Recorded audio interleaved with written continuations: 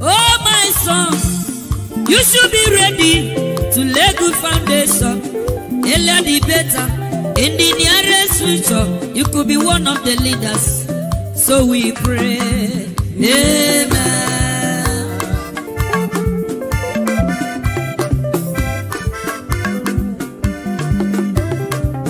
Oh, my daughter, you should be ready to lay good foundation. Earlier the better. In the nearest future, you could be one of the leaders. So we pray. Amen.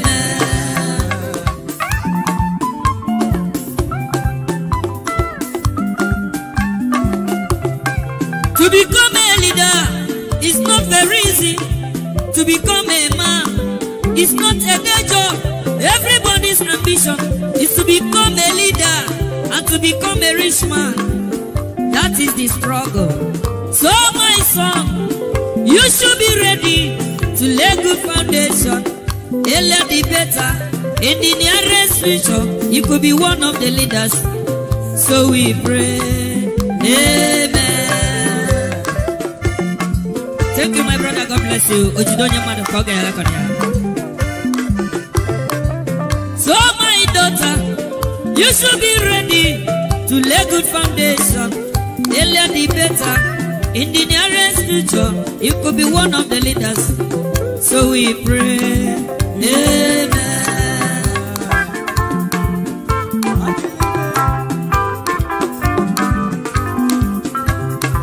To become a man is not a day job. To become a leader is not very easy. Everybody's ambition is to become a leader and to become a rich man. That is the struggle. So my son, you should be ready to lay good foundation. Earlier the better. In the nearest future, you could be one of the leaders. So we pray. Amen. You are the pillar that holds my life. You are the pillar that holds my life. Master Jesus, you are the pillar that holds my life. Lily of the body, you are the pillar that holds my life. You are the pillar that holds my life. You are the pillar that holds my life. Lion of the night, you are the pillar. Chickadee, you are the pillar.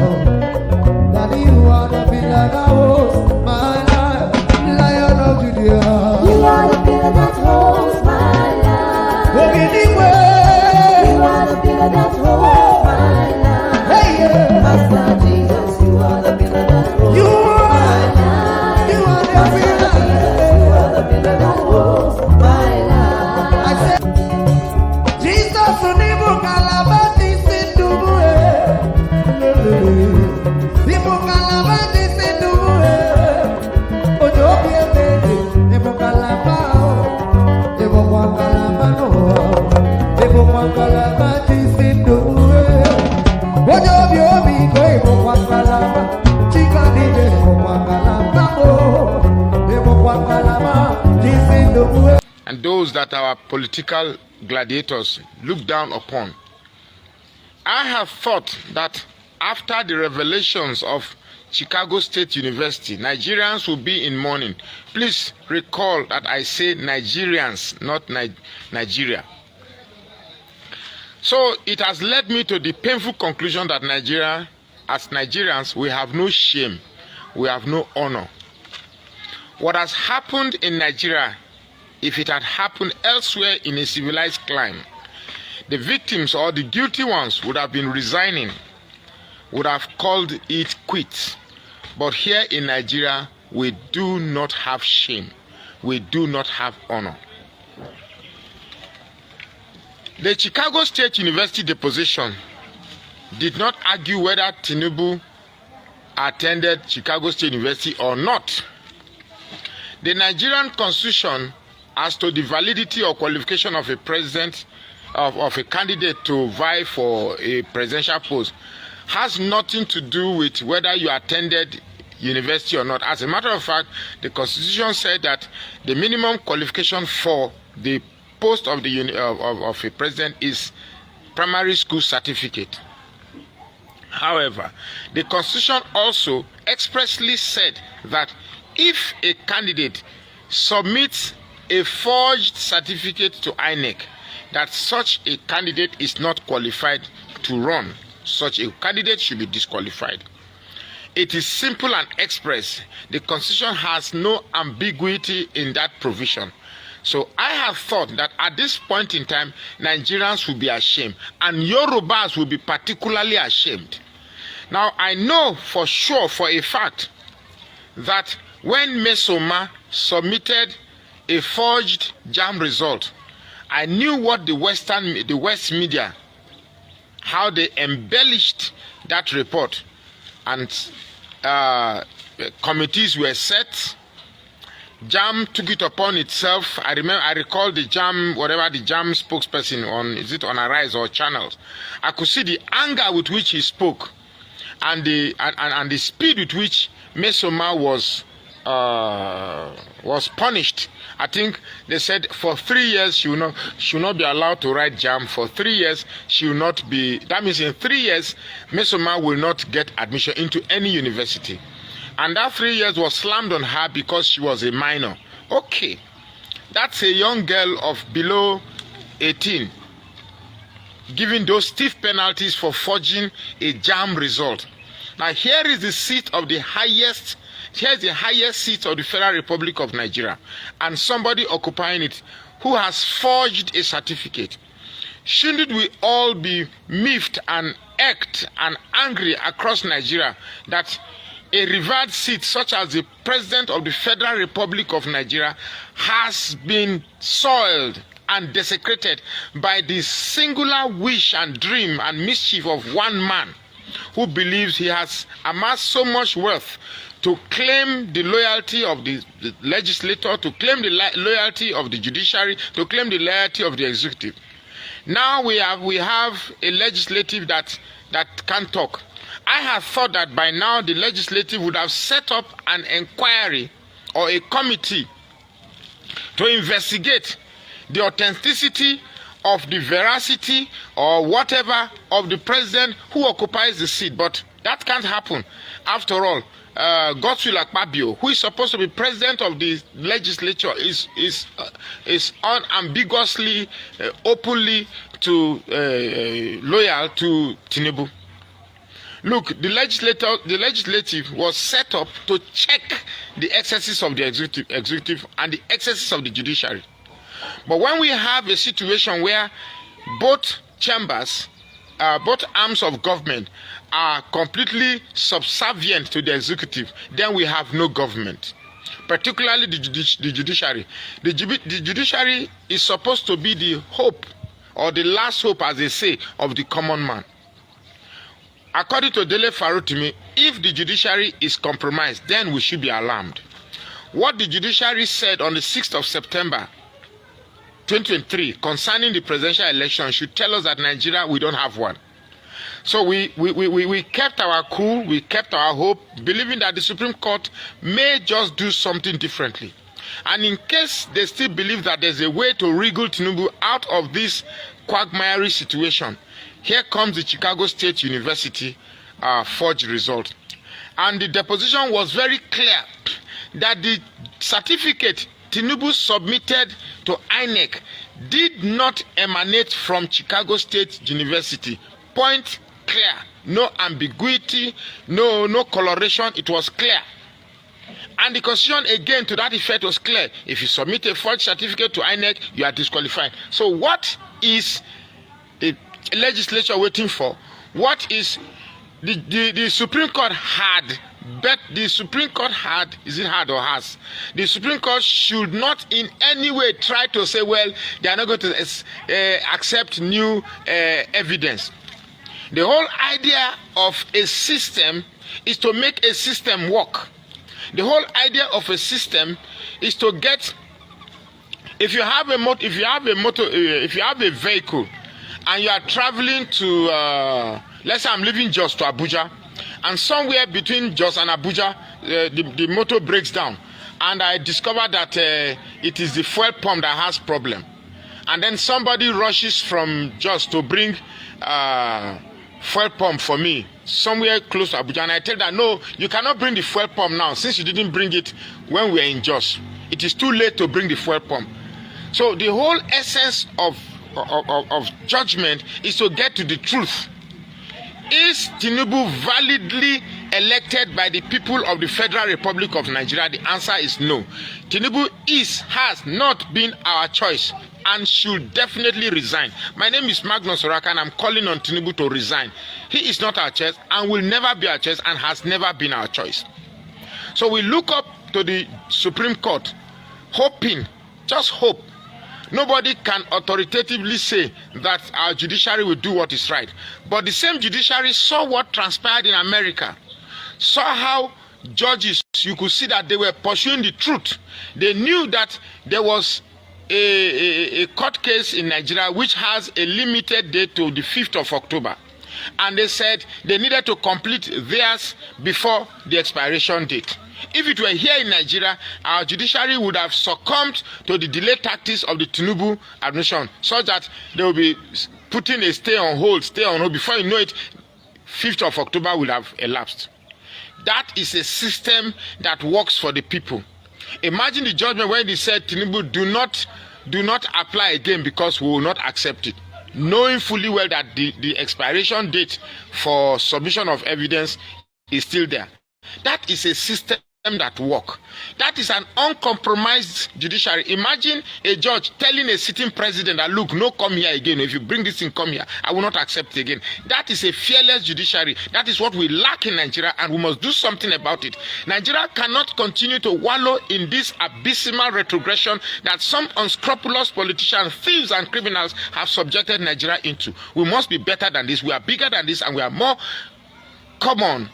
There's a young Cameroonian guy that makes caricature about us. Aren't you ashamed? As a Yoruba man, are you sworn or are you cursed to be ethnically enslaved, such that people who have questionable characters are looked beyond their crime and forgiven just because he is my tribesman? Come on. I know that the Igbo man will never do like that. I know that the Hausa man will never do like that. There was one Salisu Ibrahim, Salisu Buaria of the Toronto University saga. They not came after him and he resigned. There are other, is it Evans Ewerem, Senate President? He resigned. Why should he be different to the Yoruba man? Tinubu forged a certificate. Tinubu should resign. If you are a Yoruba man and you are supporting this rubbish, that means the Yoruba nation have no shame. That you are saying that the Yorubas are potentially criminals or have great and unstoppable propensity to criminality. That's why you support what is wrong. I can tell you for sure that if Tinubu were to be an Urobo man, we the Urobo people would have asked him to resign. Why is the Yoruba nation silent in the face of glaring evidence that the rubbish and garbage you presented to Nigeria is a false and is a fake?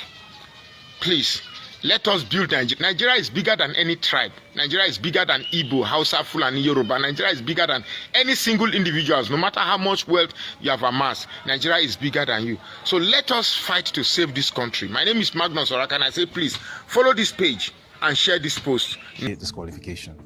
Following the disputed results of the February 25 presidential election in Nigeria, Tinubu has faced multiple legal challenges from the two major opposition parties, which won a combined 60% of the official vote count. Atiku Abubakar of the People's Democratic Party and Peter Obi of the Labour Party have been in court since May, alleging multiple breaches of electoral law by Tinubu. A key issue anchoring Atiku Abubakar's case is that Tinubu committed multiple instances of perjury on his presidential declaration form, including submitting a forged degree certificate and failure to declare an additional nationality. Another key issue anchoring both opposition cases is a 1993 US drug trafficking investigation involving Tinubu, where he was ordered by a court in Chicago to forfeit $460,000 in proceeds of heroin trafficking found in his bank accounts. Despite the many question marks surrounding Tinubu, French President Emmanuel Macron and US President Joe Biden both initially seemed very keen to establish cordial relations with his government, especially when it came to the proposed military invasion of Niger following the removal of Mohamed Bazoum from office. At Nigeria's appeal court, Tinubu's lawyers successfully argued that his prior involvement in criminal activity like drug trafficking was not grounds for disqualification because the forfeiture was a civil case instead of a criminal one, and it was his bank accounts that were charged with laundering drug money and not him. But Tinubu's fortunes began to change shortly after failing multiple times to get the Nigerian military to invade Niger. First via an attempted illegal deployment of Nigerian special forces into Niger, which was foiled when the attack plans were leaked to a journalist. Then via a formal request to the Nigerian Senate, which was rejected. And finally via a joint ECOWAS military intervention, which again failed to materialize. Following the US government's security deal with the new Nigerian authorities, which was followed by the humiliating exit of France from the country, both of which rendered Tinubu ineffective as a regional Western ally, his political fortunes subsequently nosedived as his legal troubles in the United States began to pile up. Atiku Abubakar's lawyers sought a subpoena to compel Chicago State University to reveal everything it knows about Bola Tinubu, who claims to have graduated from the institution in 1979. Tinubu's lawyers argued that the court should not grant the subpoena because releasing these records would tarnish his image. Despite several appeals, Judge Nancy Maldonado on October 1 delivered a ruling authorizing the subpoena and mandating a sworn deposition by officials of Chicago State University. The subpoena documents and subsequent legal deposition revealed that the certificate Tinubu submitted to the Electoral Commission was not issued by Chicago State University and contained several mistakes and discrepancies. Nigerian investigative journalist David Hundeyin last year revealed that the certificate submitted to the commission bore a striking resemblance to a fake certificate template for Chicago State University provided by an online certificate forgery service called diplomamakers.com. According to the deposition, Chicago State University cannot verify that the student on its files known as Bola A. Tinubu is in fact the same person as Bola Ahmed Tinubu, which raises the incredible specter of potential identity fraud by Nigeria's president. The matter has been filed in Nigeria's Supreme Court as part of the presidential election petition appeal, which commences hearing this month, which means that we could well be witnessing the last few days of Tinubu's presidency. But that isn't all.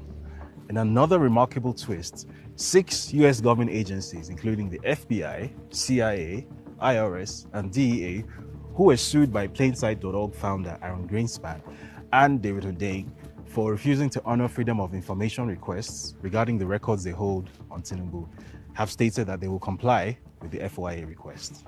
The FBI alone stated that it has identified over 2,500 pages of relevant information in its file on Tinubu, which it will begin to release publicly from October. It would seem that following his failure to deliver on the mandate to invade Niger given to him by Western backers, Africa's latest Western puppet president could be about to bite the dust.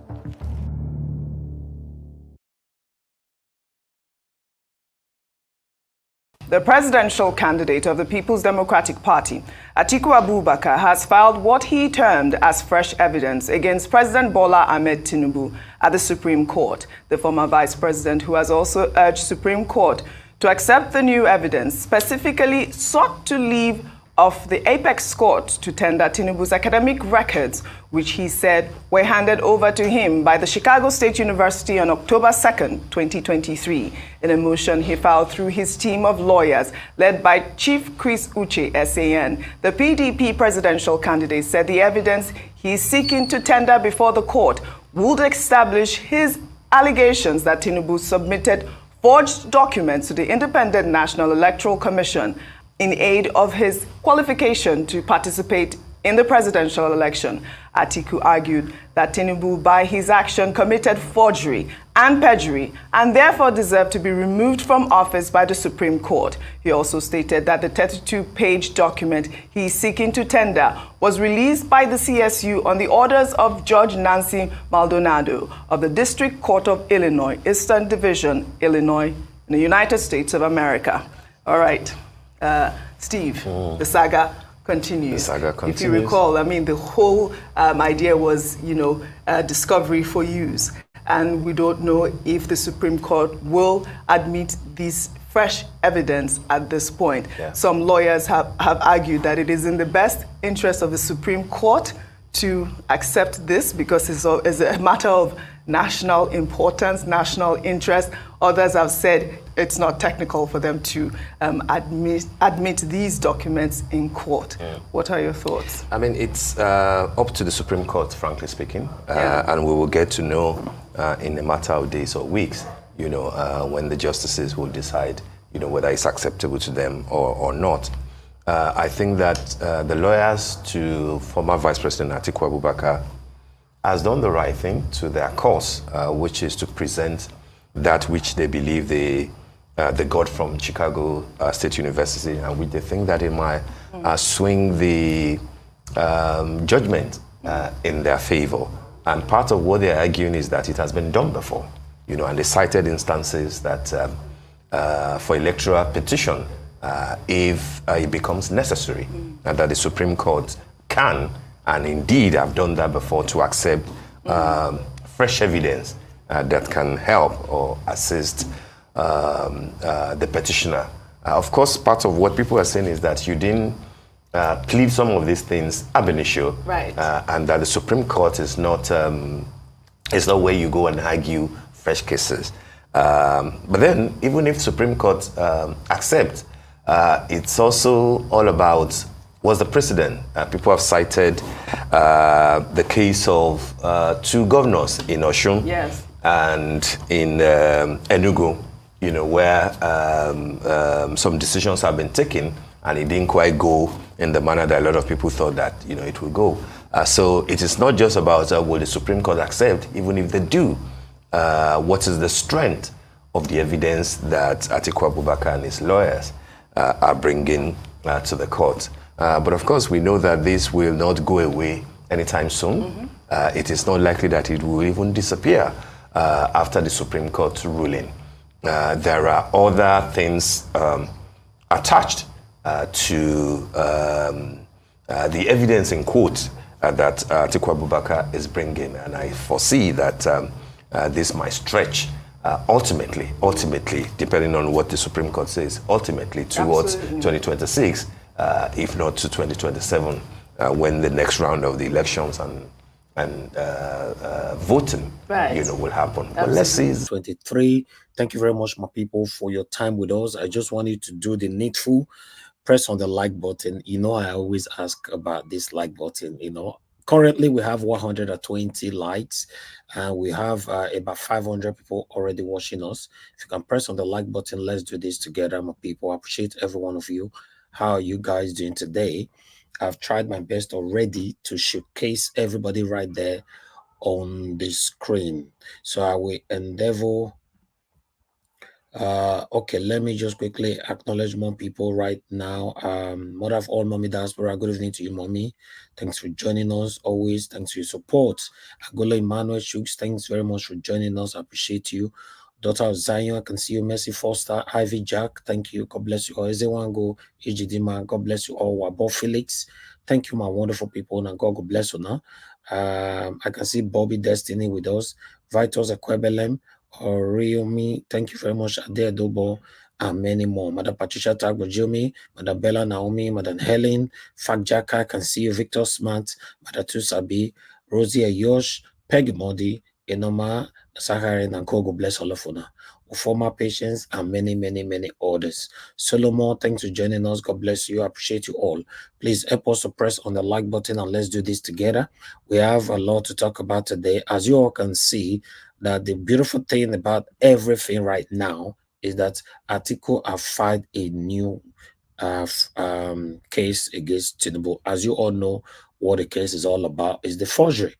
Some of these satanic people that have been passing it here and there. That Atiku never mentioned anything to do with forgery or all that in the PEPC court. Yes, we have a proof for that. We're going to be showcasing that shortly to let everybody know that right from day one, Atiku indicated that he's going to pursue this whole case, and which he did. We're now looking forward to Supreme Court to do the needful. even though the whole world is already watching, you know. So if they want to intimidate us like the PEPC court did, just because we were talking on social media, they now decided to pass a judgment with anger, with frustration, with hatred, with tribalism, nepotism, and favoritism. You know, if they are going to do that, no problem. Just do whatever you want to do. But it's good. I like the way it is right now. At least everybody know what is currently going on in Nigeria. Guys, press on the like button and let's do this together. You know, let's let me check how many likes we currently have right now. I'm going to be posting out a link straight away for those of you that want to join us. You know, you can join us right now because I think I'm done with all the videos. I only have articles to take from here. So in case you want to join us, it's the best time for you to click on the link immediately. I post it right now. I'm trying to get the link for you right now. Then we can take it from here. Thank you, my people. I appreciate every one of you for your time with us. It's not easy for anybody. It's a collective effort. We need to be appreciating each other's. You know, it's a collective effort. Yes, I appreciate every one of you thanking me all the time. Naija Wash, thank you, thank you. I really appreciate that. That is pushing me to do more. But I want you all to know that without you guys, we can't do this. So, like I've always said on this platform, that if Mr. Peter Obi decide today to pay all obedience, he cannot. Mr. Obi automatically become a poor man, you know. So because you can't, all you can say is thank you. That's all, and give us a good Nigeria. Right, we currently have 155 likes. Continue to press on the like button, my people. May God bless every one of you. That last video that I played, you know, is a pathetic one, which you already know about the lady that is, you know, that ended up losing her life due to one chance people. She was stabbed and the hospital refused to treat her. So yes, I understand that. Even me myself, I know that there was a constitution amendment that says anybody rushed to the hospital, even though it's a gunshot or whatever, should be treated. So for that hospital not to treat that particular lady and allow her to die, they need to take that further. But the unfortunate part of the law that was amended is only how much is it? Is it 50, only 50,000 naira fine for any hospital that refuse to treat anybody? Somebody have died and the fine that they're going to be giving to the hospital is just going to be 50,000 naira. What a country. I don't know who is designing all this constitution, who is doing all these things. It's very sad. Listen, guys, don't wait for this to happen in your family before you react. Don't wait for this to happen to any of your relatives before you talk about it. Trust me. These people that is losing their lives every day, they have family members as well. Currently, they are in pains. Some of them have children and all that. So always say things how it is. Expose these people. Share our videos. Like our videos. Any platform that you know that people are advocating for a better Nigeria, share their broadcasts. You know, because if our voices don't go far, trust me, we're going nowhere. Thank you very much, my people. Let me post out a link so we can take it from here. That is the link right there. Any Arsenal fan listening to me right now, congratulations. Arsenal just beat Manchester City 1-0.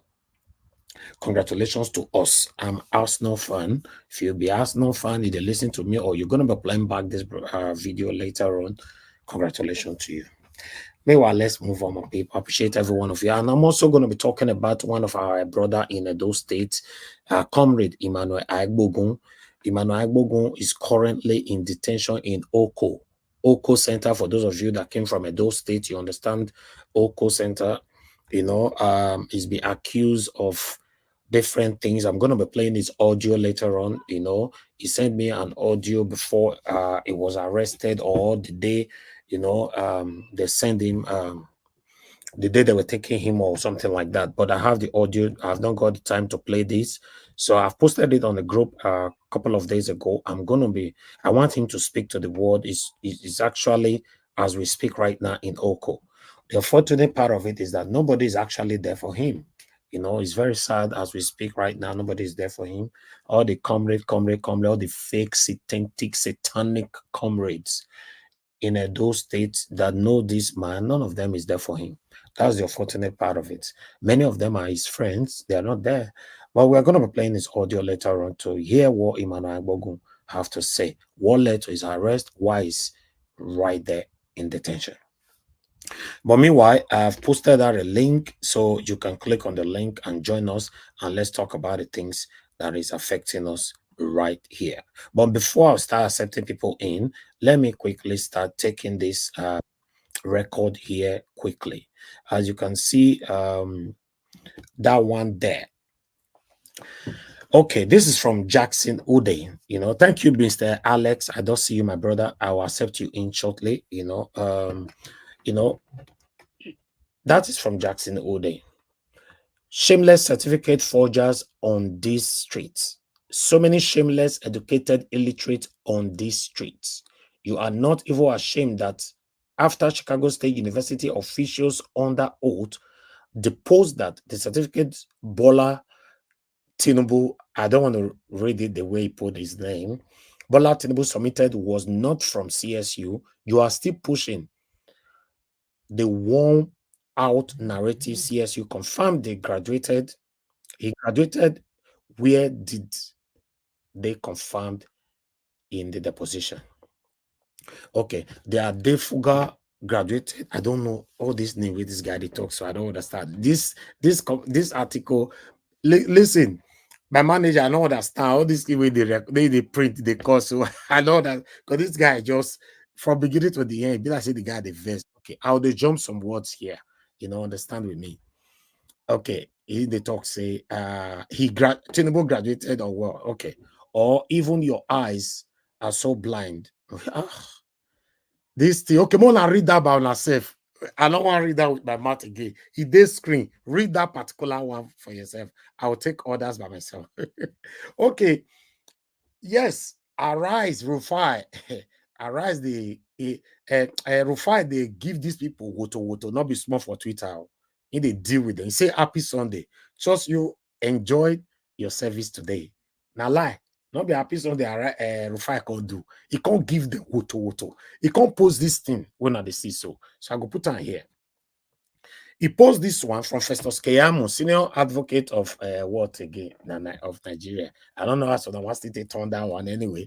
Forgery occurs. Now, Festus Keyamo, they talk this one. So this one was back in 2019, 15th of April 2019. Forgery occurs when the supposed author of the document denies ever making it or denies its authenticity. WAEC has confirmed the authenticity of the PMB certificate by issuing an attestation of it. Case closed. Listen, the reason why this thing was posted, don't forget to forgery occurs. Forgery occurs when the supposed author of a document denies ever making it or denies its authenticity. CSU denied Tinubu the certificate Tinubu submitted to INEC, right? Good. So I just wanted you to know. Thank you, Mr. Chike. I don't see you already, sir. I'll come back to you shortly as well. I just wanted to quickly take this. I'll start accepting people in shortly. Then Rufai posted this one as well. Me can't surprise me. No, say Rufai they do all this woto for Twitter. You can't post this one. The question: how they take confirm? So CSU doesn't know of any diploma dated 1979 like the INEC diploma that has ever been issued. Correct? Then CSU can say it is a simple yes. Okay, can ask is a simple yes or no. They can say sure. That means they don't know anything, right, about the certificate submitted to INEC. Then you can see here another question where CSU ask for here. They ask, and CSU did not issue a diploma dated June 27, 1979 to Mr. Tinubu in 1979. Correct? CSU say correct. What else are we shouting for? Why are we fighting ourselves? It's clear. Let me take that again. It's highlighted with yellow. And CSU did not issue a diploma dated June 27, 1979 to Mr. Tinubu in 1979. Correct? That's question. Then Chicago State University say correct. So what are we talking about? Let's move on. We have response right here. This one is from Daniel David. What we need to do now is make sure we bring this news to international media across the globe. This will completely inhibit other countries from doing business with us. That gagging, this is done. The economic impact will result in public outrage. Okay, we have another response here. I thought by now there would be breaking news from Aso Rock.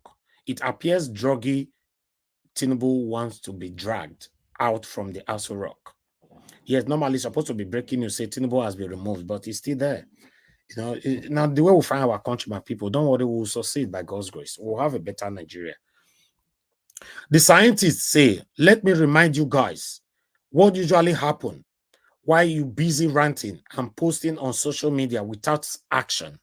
These people will go underground working with the people judges that decide the case. In the end, you end up having your say, but they have their way. Win the case. This one's strong. Oh.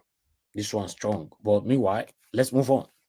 We have another reaction here from Mr. Cornelius. They know what they are doing.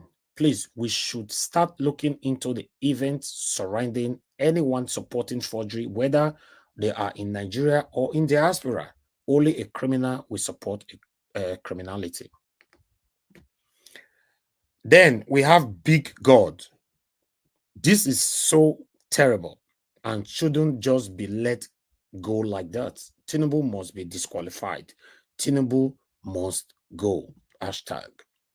Why we have Lala, anyone that thinks the Supreme Court will comply to the rule of law by disqualifying Tinubu needs his or her head checked. If we don't come out to protest, nothing will happen. I picked some sense for that one anyway. All right.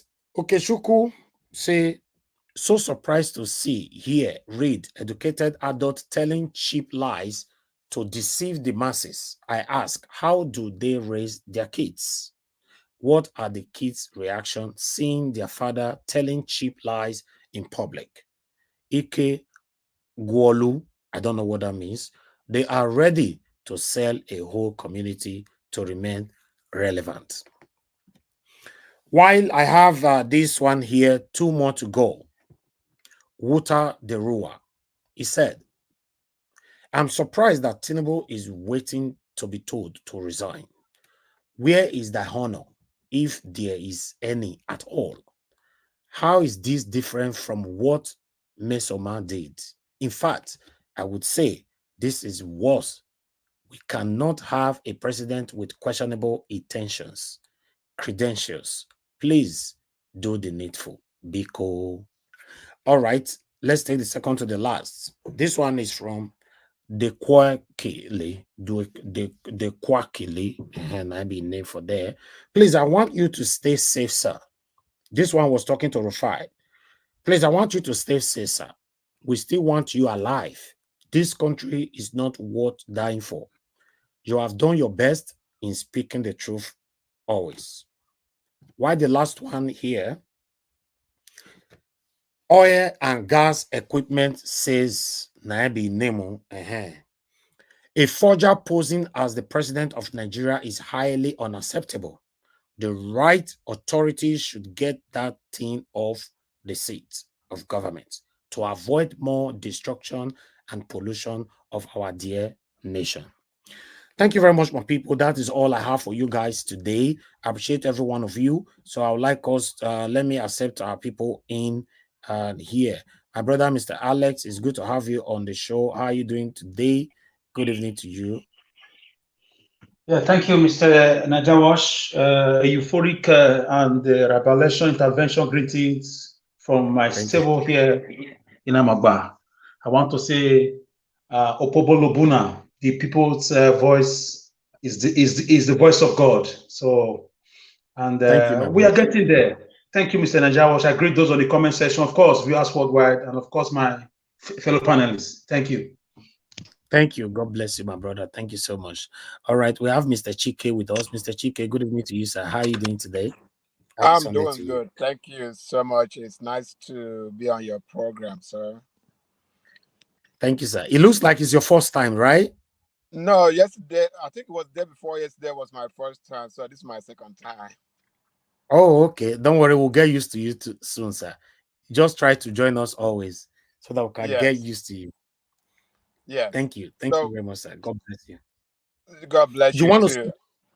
You want to speak? Okay. Go ahead. Speak to us. Then I'll come to Alex later. Yeah, I just wanted to acknowledge our brother, Rufeni, Okay. Oseni. I mean, Go say. he has become my favorite journalist, someone that speaks his mind, regardless of the consequences or the repercussions. And also, I need to call out, give kudos to the other brothers, Dele, Farrell to me, and put him on the same level as my brother and my friend, Omoyole Showore, Yeah. Dati, those kind of yourself, and other people that we must speak our mind and let these people know they are not. We should not be afraid of them. I think they've gotten used to Nigerians being so afraid of, or we arrest you and we'll kill you and all that stuff. We just have to remember that we've had people in the past that actually you know they were not afraid for the good of other people, for the good of the the majority of our people. Martin Luther King them, when they were out there knowing that someday they're going to be killed, and yet they walked their behind off.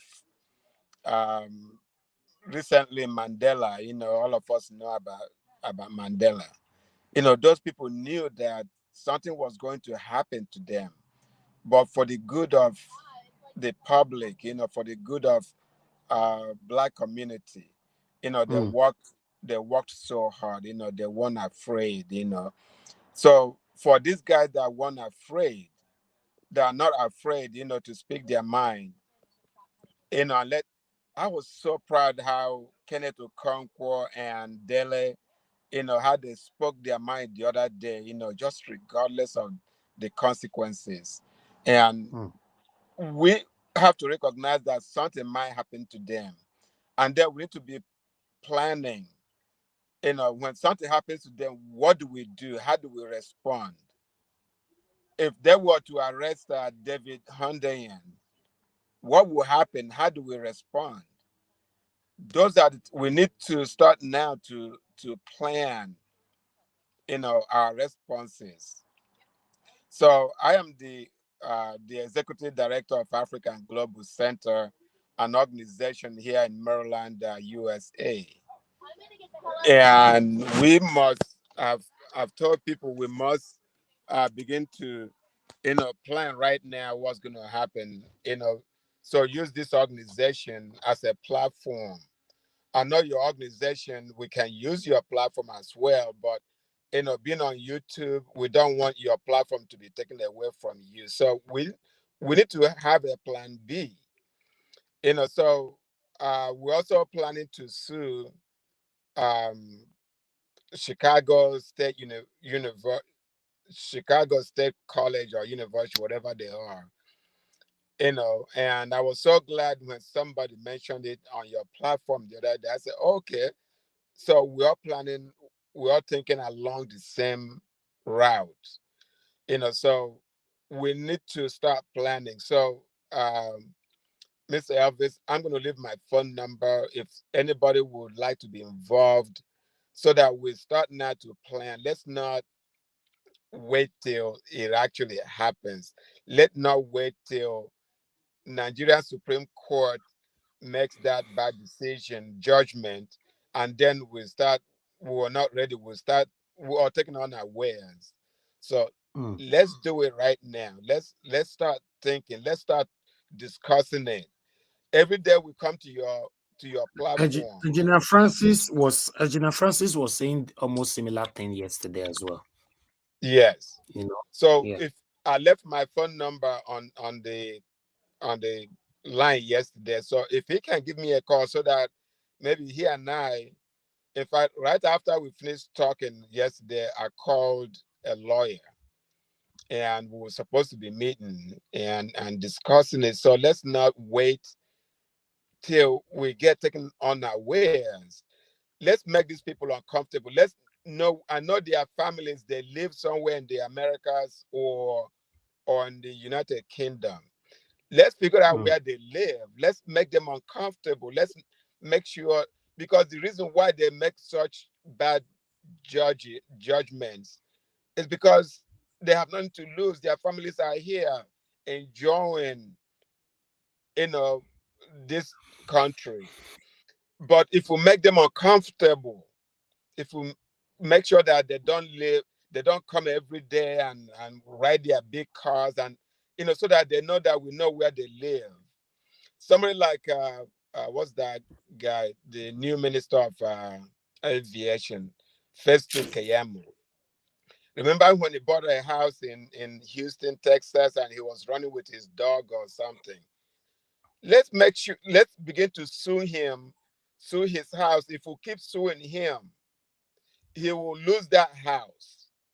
He may be winning, but if we keep suing him all the time, he will lose that house. We make them uncomfortable. That's what we can do here from the diaspora.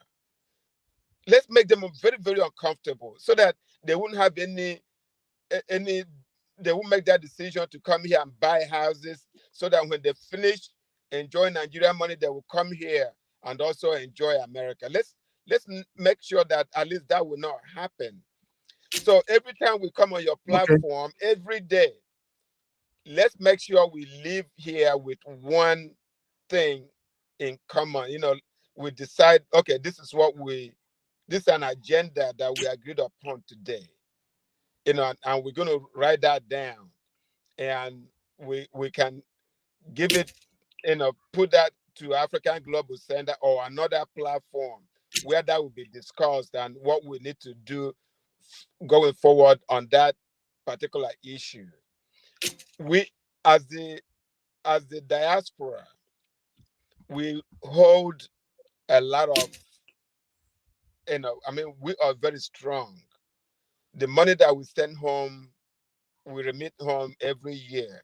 It's more than, whatever, Tinubu might be looking for investment or something. We are investing so much. We need to act like it. We need to let them know that we are investors, who are the most important investors, and we need to act accordingly. But we are not acting accordingly at all.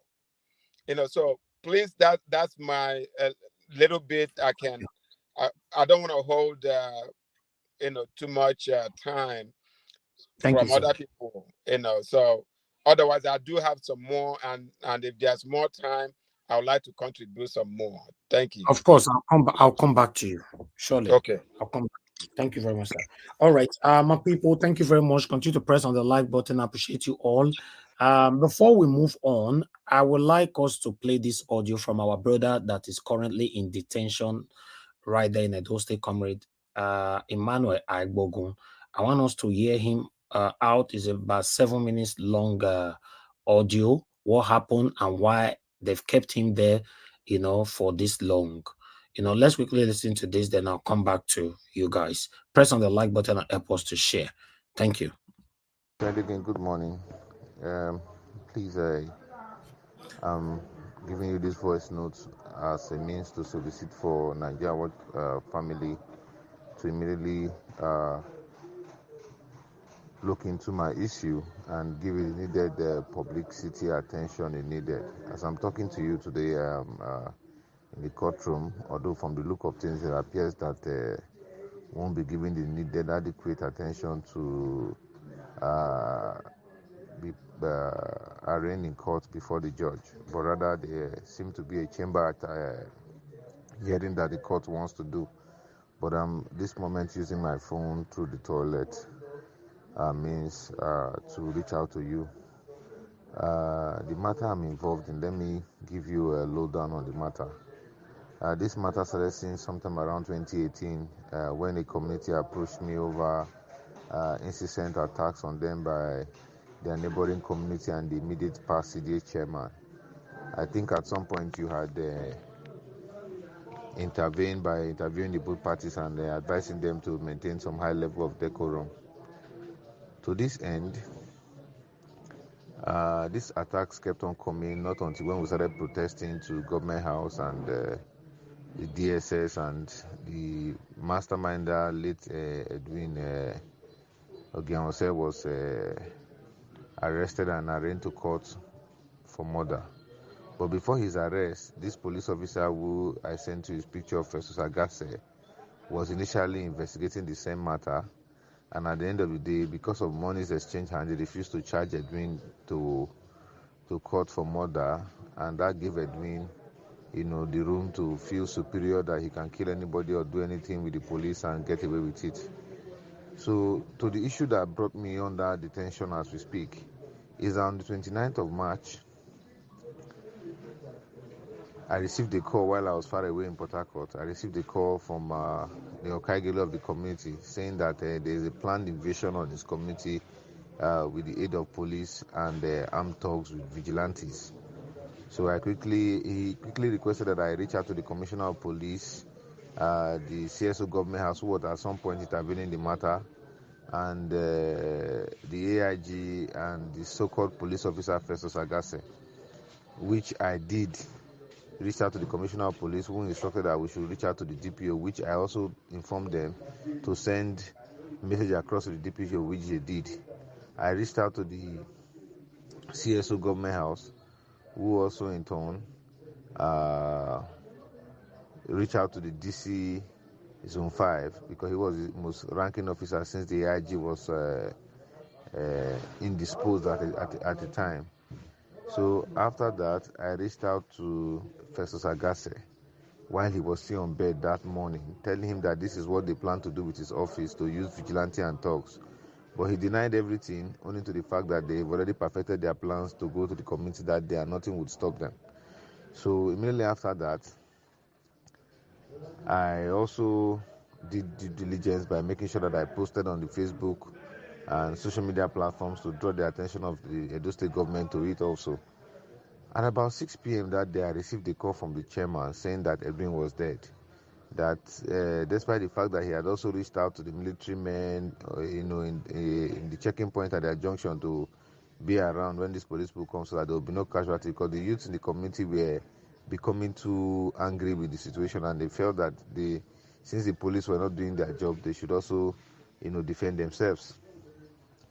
So at the time when they came, there were shootings and fightings and all of that within themselves. At the end of the day, Edwin sustained bullet injury and died in the process. So the Zone 5 police now, who all ran from the scene, from what I was told, ran back to the office and established a case of murder. Now, upon establishing a case of murder, 4 of the vigilantes of Ubiasa community was arrested and charged to court. So when I discovered that they were arrested, I said, okay, let me quickly know what they were even holding them for, not to hear from hearsay or act on hearsay. I went to the court and got a lawyer that applied for the charge sheets and saw that the police lied. The police lied. I will make reference to their police report from 1 to 11, where you read through in the course of your broadcast to see how the police lied, stating that they were unaware that Edwin was mobilizing thugs to the community unknowingly to them, which was well known to them because we had reached out to the DC, we had reached out to the Professor Agase, who also led his men there, who also instructed, they gave a directive for his men to go there on that same day. When I saw that, I decided to write a petition to the Inspector General of Police, which the Inspector General of Police, in his wisdom, referred the petition back to AIG Zone 5 to look into. But since that petition was reached, we only called once. When we went back to the station again, the officer and the person in charge proved abortive. We couldn't reach out to the person. Several attempts for us to go through the admin to trace the petition proved abortive. So the community, in their own wisdom, decided to write a fresh petition again to Abuja through their lawyers, which they did. And the police came to Benin, on the verge of investigating the matter, arrested some persons and took them to Abuja, and also granted them bail and gave them a date for them to come back to Benin, which was on Monday of 2 weeks ago. I cannot figure out the actual date now.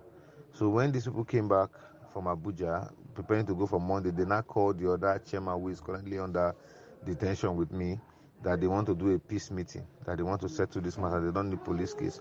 And I told the chairman that he should go, but he should know one thing, that in this kind of a matter where there's a murder case against you, they must want to arrest you.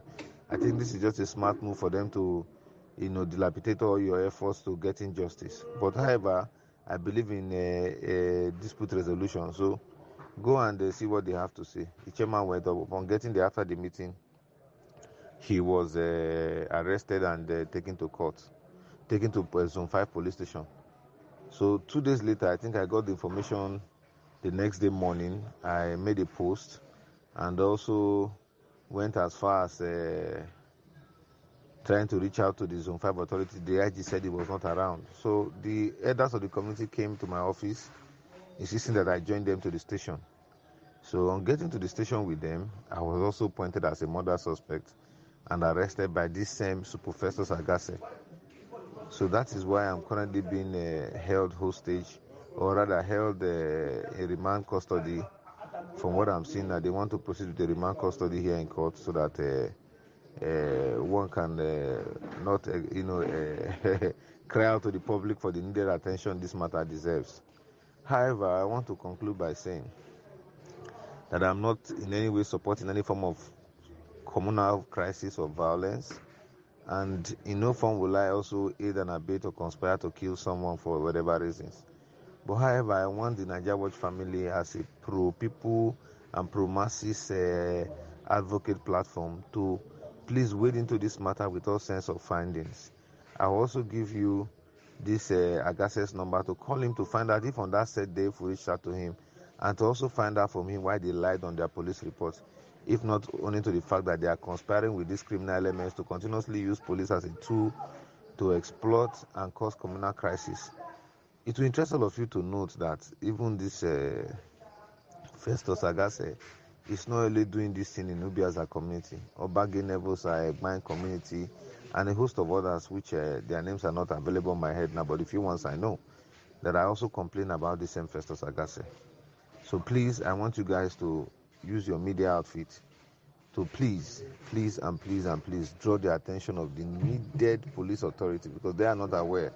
The AIG might not be too informed because he was not on ground when this matter started, and he might probably not have been briefed. And the DC, I see him as a very, very biased and induced element in the police force, owing to the fact that I had come to complain to him over some issues, why this matter should be looked into, and the next thing they declared me a suspect, despite the fact that I had told them that I was not in the scene, and this is what they were asking me for, that how did I get the pictures I posted, and I told them. They still went ahead to charge me for murder without verifying the alibi that says I was not on ground. I was in Port Harcourt. I cannot be in Port Harcourt in the morning, in the afternoon, in the evening, and still come to Benin and commit a crime and go back to Port Harcourt. It is not done. The least time you can drive from Port Harcourt to Benin is 6 hours, and that is the least when the roads are good and we know the conditions of our roads as at last year to this year. Not to talk about taking flights. There's no flight zone that no flight operates from Benin to Port Harcourt. So I don't know what is informing them that I was in the scene of crime and I'm also a murder suspect. However, to cut the long story short, these are plans perfected by our brother Kotsego Sabo, because he is also on the supporting side of the immediate past chairman, and one of Sabonye Osagede, who is also a major problem on the Benin Saple Road, with his gang of AMN that are constituting broad violence and obvious violence even during broad daylight. So there's more that I'm going to speak But I just feel that I be granted bail by the courts so that I can also say the obvious to the world and come out with facts. Please, I need the assistance of Nigeria Watch to make sure that this information goes viral. All the documents will be sent to you. I will instruct my personal assistant to do that so that you can also see what I have seen and also judge from what you know as the rights and operative and privileges and duties of a police officer. Thank you very much. Yeah, Mr. Again, good morning. Okay, thank you very much, my people, for your time with us. In the next 5 minutes, we're going to be switching to the Nigeria issue. But as you all know, this is part of the reason why we are fighting for a better Nigeria. When somebody, Nigeria is a country where anybody can lie against you, police arrest you, and put you in prison for no reason. This is one of them. This is our brother now. I don't want people to castigate him that much, but anyway, I'm coming there. Let me quickly reference to 2 years ago. 2 years ago, we have this video here, which we actually recorded. The same man where they say he died. So may I use PGT talk him. We asked a question for this platform 2 years ago. 2 years ago, we asked a question for this our platform. Make a put on for screen quickly. Make una for see what they try they try talk. This was the guy. He came here. Let me play this video quickly so that you can understand where I'm coming from. Yes, that one I doing where they cry for the background. I get this house where they destroy where they vandalize so they're doing where they buy where they say they use gun take buy now I get this house now matter they talk now because of I make him and I go the prison for a reason I don't know. The word their terms say the rebel rebel me say forcefully removed. I don't know what they call another word I feel use. So El Saboyan don't talk to us. Lucky don't come talk to us. Edwin can't still talk in on side. Now go like make una listen to what you doing. Want tell us now, my good people. So this Edwin and the man with the buy so. Now in the Jews go and take buy so. And because of this our comrade Emmanuel Agbogun they inside Oko. I appreciate every one of you. We're there here. We listen together. God bless you all. Good night, good day, depends on your time and where you watch me from. I remain your brother, your friend, Dada Masis. And today I am with a father, a friend, a colleague, and a husband, Ipa Edwin. You can say the former Okaigere of Ubiaza community. And the man that he has was destroyed. And the man in name was mentioned that now they call key person for Ubiaza. I'm with him today. So, sir, before we go far, please, can you please introduce yourself to us, Daddy? Sir. Wait. Okay. Oh, yeah, introduce yourself to us. My name is Edwin Ogewese. I am the former Okagele. And as far as the governor pronounced that there is no Okagele, so I'm now the former Okagele of Ubiaza. But before the governor pronounced, I'm the Okagele. But after the governor pronounced there is no Okagele, I'm not the Okagele of Ubiaza community. Rather, I'm an indigene of Ubiaza community. Okay. Thank you, sir, Mr. Edwin Ogewese. So I don't know if I pronounce it well, Ogewese. So, sir, for the past few days, we are trying to reach you. You were very busy. Now, Pidgin English now they use for this our broadcast. So, and do not forget, sir, you are going to hold a two program I want to do with you. Okay, I'll stop it right there. I wanted you guys to understand. In case you want to watch this video was this one 2 years ago. 2 years ago, this particular video here. Now our platform here for interview the people we accuse them say this are doing so. Say this are doing so. Say by somebody for their community. This particular video, they constantly talk to us. Say this are doing by somebody for their community. We bring all of them come during that time 2 years ago or 3 years, no, three years ago, I guess. So we constantly invite this doing this or Kaigele and all that, he constantly talk your matter. So to cut everything short, this doing so on and see for screen just now, he don't die. They don't buy him. They just use the same gun where they say they suspect saying take person life that time. Maybe now that same gun they say they still take your own life now. That time, although he come say he not do anything, and we not fit find out what really happened. But my fight that time now about I was fighting against land grabbing.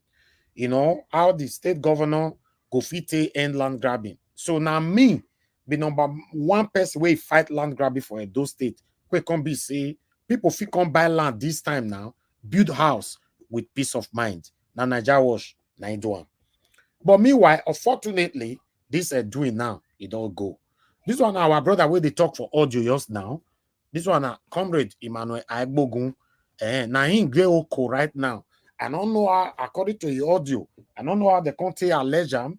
He said the police life for his head, and they still talk about another names just now. You know, say you know every day how saying the Port Harcourt where this whole thing happened. That now that they talk say in the part of the people we same people or we do the crime. But for me, I never see Emmanuel Agbogun with anything bad before. So my people, I would like me to start to the talk from here. We'll talk about everything I've presented today. Every one of you on the panel is up to you to talk on this matter or any other matter. But I thought I should present this. I presented it the other day. I wanted to do it again, you know, since now our brother in the inside Oko right now. And another case, now know how it be.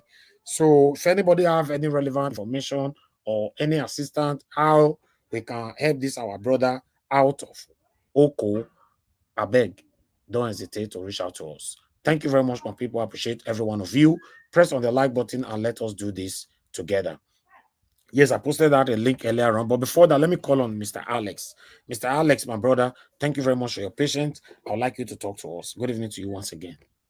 Yes, thank you, Mr. Najawash. Those on the comment section, viewers worldwide, and of course, my fellow panelists, my fellow media gladiators, I thank you all, you know, for the tenacious, you know, vibes you are giving to, to the push of a new Nigeria. Indeed, an idea whose time has come can never be stopped. I want to start from Jerusalem, from home, they say. Charity, they say, begins at home. Manuel Gbogu, for me, if not for you, Mr. Najawash, I don't communicate in such matters, in such platitudes, because, yes, this is what we're talking about. I know him as a vocal guy, but he's vocal on the side of the APC, and I'm happy now that at least I believe God is going to rescue him, and he will not know that, yes, the system is corrupt, the system is a fraud, the system is evil. At least I believe he will be a politically born again fellow to support the right thing. So everybody has right to support anything. So I want to call on the necessary authorities.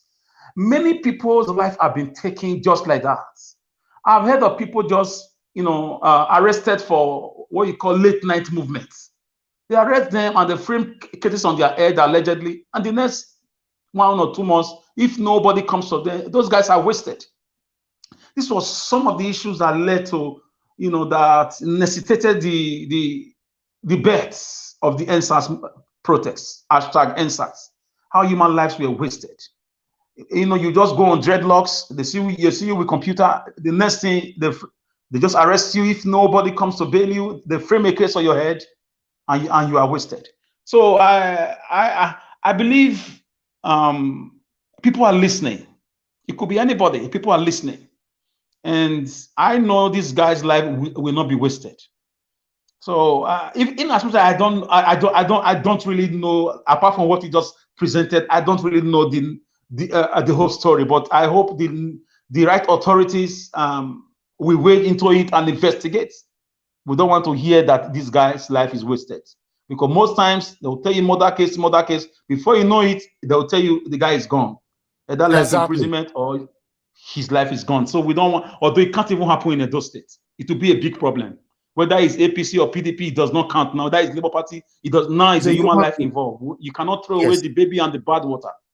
So they should investigate it. It's still our son. It doesn't matter.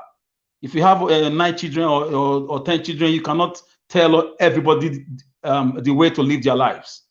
So I want the necessary authorities to investigate it thoroughly, immediately, and make sure this guy is not wasted. We need him around. We know him, he's our son. We will never disown him. We still believe in him. Tomorrow he could cross to the other side to see the lights. But right now, he is a son. Exactly. He reserved the right to be treated as a son of the ancient Benin Kingdom, present day Edo State.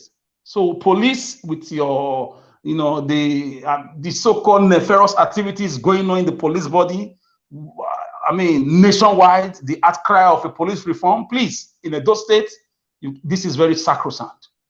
You have to tread carefully. Or anything that has to do with Edo State, it will spread like a wildfire across the nook and cranny of the country. So I lend my voice to say, investigate this matter. Emmanuel Agbogu must not be sentenced to death. He must not be, given life imprisonment because of personal vendetta. Look into it, investigate it. Since he said he was not, in Benin and he was in Port Harcourt, so we should look into it. We don't want to hear anything happen to him. It's going to be a big problem. It's going to be a big problem. He's not just somebody you can push aside. Also, he's a voice, whether in the negative or positive, he's a voice. So at least this is this time is a period where the courts is in section and things are happening, investigations are happening about forgery, about criminality. We should investigate right now, emulate Chicago, emulate American courts, go into investigations, emulate American police right now, and make sure this matter is investigated in total and let justice be served. So, like he said, he's not guilty. He's just being set up and he's there unjustly. So I call on Edo State Governor, and I call on the Commissioner of Police of Edo State. I call on all the parties involved to sheathe their sword and weigh into the matter. Edo State people, citizens across party divide, we never want to hear that one of the citizens were unjustly or brutally taken. This is not Lagos. We will not allow the Mohbad case to happen in Edo State. It can never happen. It's going to be a big problem. So whoever is listening to me, don't mind my voice. This is how I sound, but I'm only letting you know that we will not allow Mohbad to repeat itself in Edo State in the likes of Emmanuel Agbogu. So investigate it. The guy has cried out now. I call on celebrities. I call on diasporans. I call on vloggers. Look into it. Not, God forbid, if it happens, you come out and start crying justice for Emmanuel Agbogu. No, it's not to say justice for him and investigation for him. Since he perceived that he's been, it's about personal vendetta from some quarters. Let's not allow any guise of Mohbad. What happened in Lagos to happen in Benin? Of course, Edo State is not Lagos and will never be Lagos. So Nigeria, I would like to leave that there. And I hope all other APC supporters are realizing the massive decadence in the system where we are all crying for a new country. This is just a typical example. So that when you come out next time, you go and play Mr. Peter Obi's, speeches and his campaign promises and his stories and his lectures in different fora, so that you can have some wisdom and learn before it's too late. Because Nigeria will happen to everybody, directly or indirectly. Nigeria right now is trying to happen to Emmanuel Agbogu. Thank God he has cried out, and we will lend him that hand of fellowship. So we don't create in politics no permanent friend, no permanent foes. It's permanent interest. Our interest is for his life to be saved. We don't want to hear that he's wasted. It will be a very big problem. I may not like him politically, but I love him as a son of the soil. He remains my brother, yes, no matter the political divide. He's not do or die. So, Najawa, thank you for bringing this on air. And as always, I salute you for your passion for humanity. Thank you, my talking brother. About Atiku, for me, what he has done so far. Mr. Alex, you have a lot of things that you've not contributed to this certificate saga, everything saga, Tinubu, everything. If I talk about that, Mr. Najawas, you know that Tinubu's certificate saga, allow me to say, is a maladorio saga. Kungagatuangaga. It's just a recurring decimal. Tinubu, being a president just now, is testing the patience of Job. it's just, I mean, it's just a matter of time. It's not if, it's when, but he's going to leave the seat. It has shown Nigeria in a very despicable light in the international hemisphere. How are we going to cope with all these things? Where are we going to hide our face? Our currency is plunging. Businesses are relocating. Economic locomotion. I mean, do you know what is happening in Nigeria right now? A state of laborare es orare, ducem es propotramor, according to Max Weber, the German sociologist. A cataclysm. I mean, Mr. Najaros, in few months, if we don't do something about Tinubu and his stolen mandates, a naira to dollar to naira will be like 2005 in few months. You'll see. I said it. I said it during the campaign. It's going to be 5,000. You can't allow a drug baron. Drug barons don't have conscience. Najaros, growing up, didn't you hear stories of how airlines discover dead babies loaded with cocaine? Allegedly, did you see those videos those days on newspaper when your dad will send you Vanguard, our parents will send us punch newspapers and they'll be showing us those things. That is the character of drug barons. And when you mess up with their business, they take your life and they take their business from you. They are like that. These guys don't care. Look at the economic policies. Look at these security policies. As we speak, banditry is still going on. People are still being raped. The country, the massive migration of the brain drain is still on a very high scale. So if you don't have it, you don't have it. I don't know. Leaders are inspired. They work under convictions from past leaders. You talk of Nelson Mandela. You talk of Kwame Nkrumah of Ghana, Patrice Emery Lumumba of Zaire. You talk about Sankara. Great people. As we speak, we cannot produce a leader who has read book and quotes books, economic books, political books, social books. So for me, the certificate forgery is not a surprise to me. I'm not bewildered. I'm not bamboozled. But I'm just only watching. We said it. Something is going to happen in Nigeria. It's going to happen. Something is coming. You can't run from it. It has happened in every indices as indicated that this guy is going to go. Number one, Professor Mahmoud should be ready. I know he's running a tasketa now. How did you switch off beavers? INEC chairman, how was he accredited? What were the documents submitted? Everybody, the rope is tying everybody now. The rope is tying everybody. All those who were profiling people in Lagos, they've seen it now. Nobody is buying fuel for lesser price. Nobody is buying yam at different price. The price of bread is the same price in Lagos, in Kano, in Benin, in Port Harcourt. Everybody is suffering it now, including our dear brother Emmanuel Agbogu. He worked for the APC. I'm sure nothing will happen to him, but I have to point his mistakes to him. You can't work for a party that has no philosophical stand, that have no ideological stand. My dear brother, when you come out, you come to Nigeria Watch and join us to fight these fights. You will be the new Paul, political Paul. You change your name from Saul to Paul, and you take the gospel back to them in APC and say, there's no light there. God will forgive you, and we will forgive you. Because it's a trickle-down syndrome. It has reached you now. Nigeria has happened to you. You are crying out from jail unjustly. This will never happen under Peter Obi. It will never happen in a Labour Party-led presidency. It will never happen in that new Nigeria. So that it's just like the biblical mene tekeu fasi. It's a matter of time. It will happen to everybody. Does it happen to you? To happen to your cousin, your first cousin, your brother, your father? It will happen. If it doesn't happen to anybody, they will call it to bring ransom, even if you live abroad. It will unstable you. Do you know what it is to receive a phone call that your father has been kidnapped? That call alone will destabilize you in total. You could be, placed on a medical emergency or intensive units. So we are not fighting for our personal gratifications.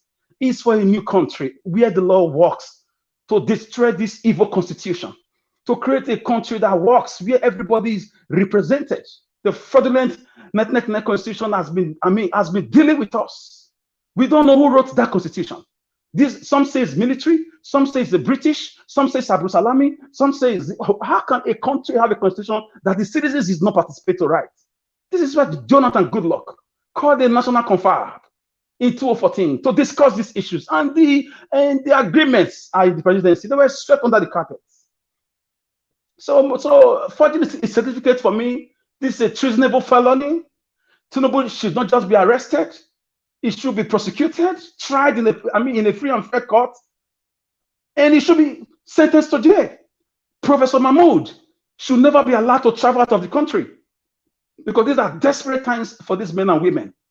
Everybody who served as returning officers, most of them who contributed to this criminality, should be arrested immediately. The IG of police should even step down. The country should be placed on a state of emergency immediately across the nook and cranny, across all the zones.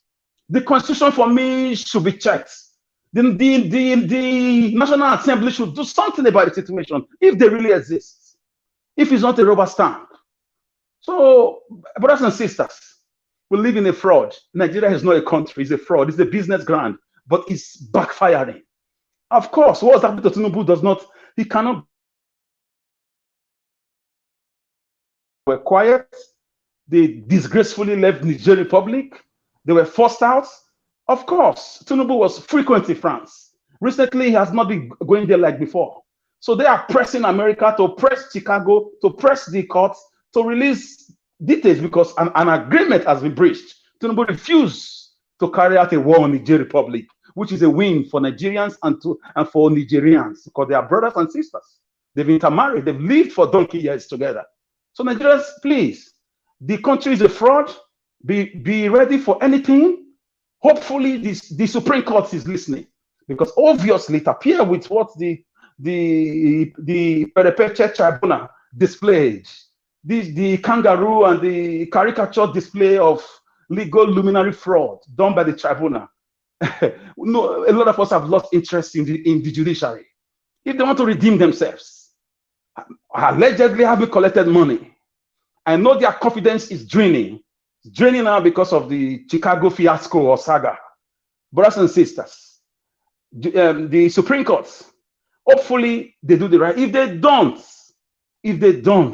something is still going to happen. If they do, it will just cool down. It will cushion the effects of the wickedness orchestrated on Nigerians by Professor Mahmoud. So Nigeria Watch, forgery against a Nigerian state is a treasonable felony. It's against the Constitution. It's against humanity. It's against the citizens. It's against God himself. Because it has led to a lot of economic woes. People have lost their lives due to infrastructural decay, security lapses, economic leakages. So these guys are just a gang of thieves. Where is Festus Keyamo, the so-called senior advocate of nonsense? Where, yes. I mean, with respect to him, where is our dear brother Femi Falana? I hope he will come out and tell us more constitutional, rudiments. I want Femi Falana to come out. Where is Professor Wole Soyinka, the so-called CIA man who works for America in Nigeria? Where is Soyinka? Somebody should call me Professor Wole Soyinka, just like in his book, Telephone Conversation. Maybe we should have a telephone call to him, because right now they seem to be in oblivion. They are hiding their shameless faces. Where are these guys who were, projecting a drug baron, a Pablo Escobar, who were projecting and using all sorts of fallacies, political boogaboos, to bamboozle, to embellish stories about this man, allegedly having collected millions of dollars. Gentlemen and ladies, a lie can stay in power, but not for long. They buried the truth in Christ himself, but on the third day he rose and defeated all the plans of the enemies. So it's just a matter of time. Remember, Ahmed Dati said it. He said, sit down, fasten your seatbelt and enjoy the ride. It's going to be a long ride. Indeed, the ride is getting more interesting. It's just like we are watching a political cinematography. We are in a cinema hall. Get your popcorn and be ready.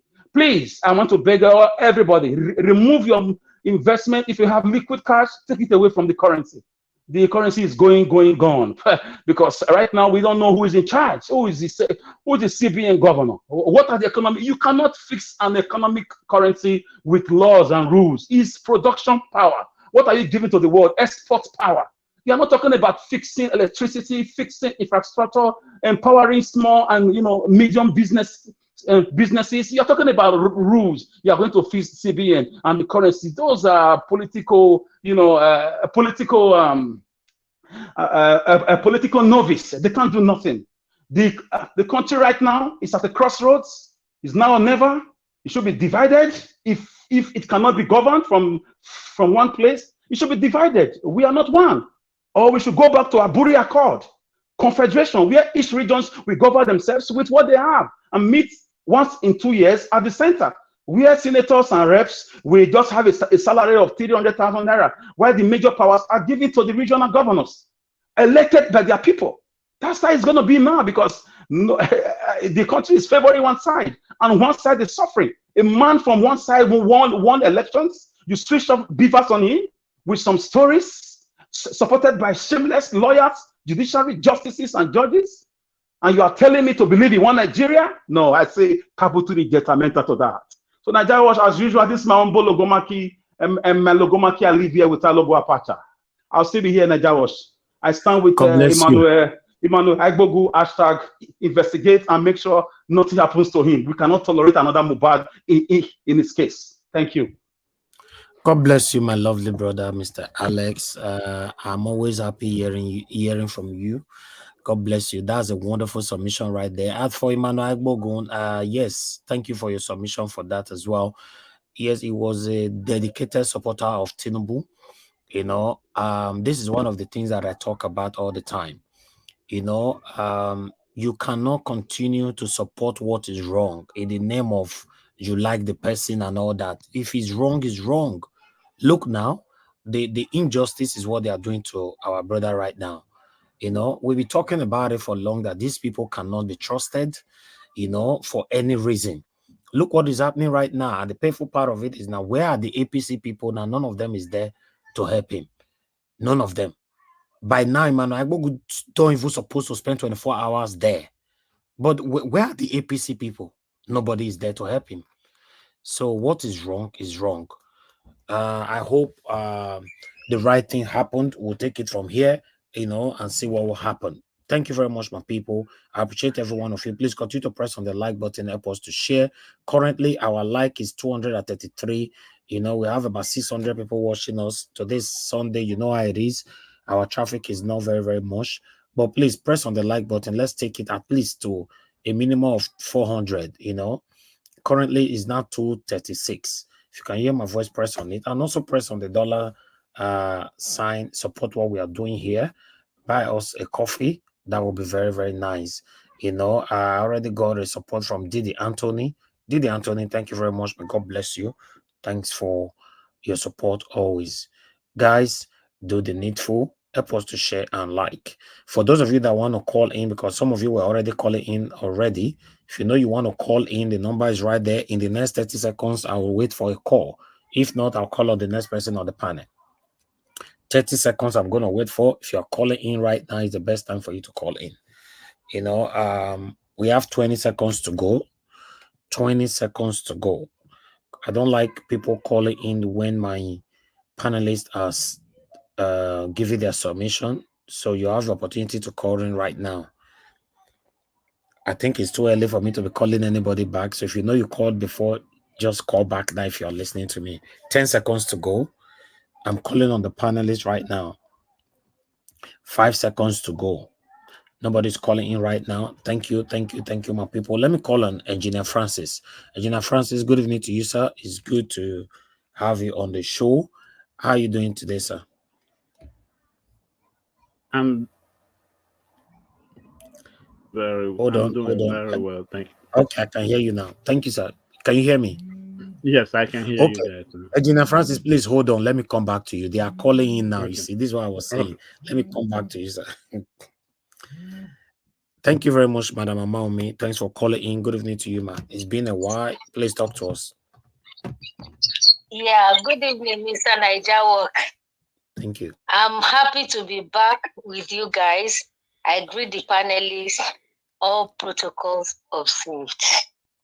I've been away on holiday, that's why you did hear from me. Oh, anyway, let me start with my brother. Is it Emmanuel Agbogun you said? Yes, Emmanuel Agbogun, yes. Yes, we should all stand up and keep talking about this guy on each program, even if we are going to give him 2 minutes or 5 minutes. We should all start shouting. And Mr. Naija Watch, please, any other Nigerian platforms that you are related to, please start sending this case to them. This guy is still alive. We have to fight. If we don't fight this battle on the platforms like we normally do, you know them, they can do and undo. Life has no meaning to Tinubu and ABC. They can waste anybody. And I'm sure when he comes out of this, he too will learn a very good lesson of life. That is one. Secondly, about Tinubu. If you recall, 3, 4, 5 months ago, I kept on telling you one thing I know we can do. I spoke to a lawyer and I was advised, but I said you two should find out. I said, let all obedience all over the world. If the ones in Nigeria are afraid and they can't join us, let us join ourselves together. In UK, maybe we have 2 or 3 platforms. In Ireland, maybe we have 2 or 3 platforms. Like Mayegun, let us join together and get to millions. I said we are 220 million, according to what they said. Let us sign a petition. Now we should be facing the International Court of Justice. Yes, I found that, and they said that is possible, that it is we citizens that can take back our country. We can't fight it in Nigeria because internationally everybody knows Nigeria is corrupt. If we have done that, this would have been the time when Atiku was going to his CSU. That is when we would have been going to the International Court of Justice to sue the Nigerian government. It is possible. Power belongs to us, the people. That is what we should have done. Then secondly, one of my brothers was talking to you earlier on. I want us to act quick. Don't let us just sit down here talking. Let's act quick. Let us find out the houses of where our people who stole our money in this place. We are not going to their house. We are not going to fight them. We will fight them through the government of the country where they bought houses. Things like that are not allowed here. We can fight illegally. I'm telling you. We can fight it legally that we, the citizens of Nigeria, we are against this person. And he came to buy this property with our money. We want to take back our money. Things like that work here. You have been here many years. You know how it works here. So let us do something about all of them that have things here. Let's bring them down. Go to know where they hide, know where their children are. Start pursuing them legally. Not only going there or shouting. We will pursue things legally. So God will help us. Amen. We will get that mandate back. The way things are going, it is going to work. Thank you. Thank you, ma. Thank you very much. Thank you, Madam Mom. It's good to have you back. You're God welcome. bless you. Thank you. Yeah. And I wish you happy birthday. Thank you. Thank you so much. Thank you. Thank you, ma. You're welcome. Yeah. You're welcome. Bye. All right. Nobody's calling in again now. So let me go to the panel. In case you want to call in 10 seconds, I'm going back to the panel again. You have 10. Okay, somebody's already calling in now. Please, you guys will keep the call rolling up. I don't want to go to the panel. Mr. Ken, thanks for calling in, sir. Good evening to you. Turn down your device. Sir. Guys. Yes, sir. Good afternoon. This is Kenneth from Colorado, Texas. Thank you, sir. I really stand with Mr. Emmanuel Abogu. He's a Benima like me. I see what he's doing, he brings. He always fight the government with his platform, and yes. I always watch his program sometimes on TV.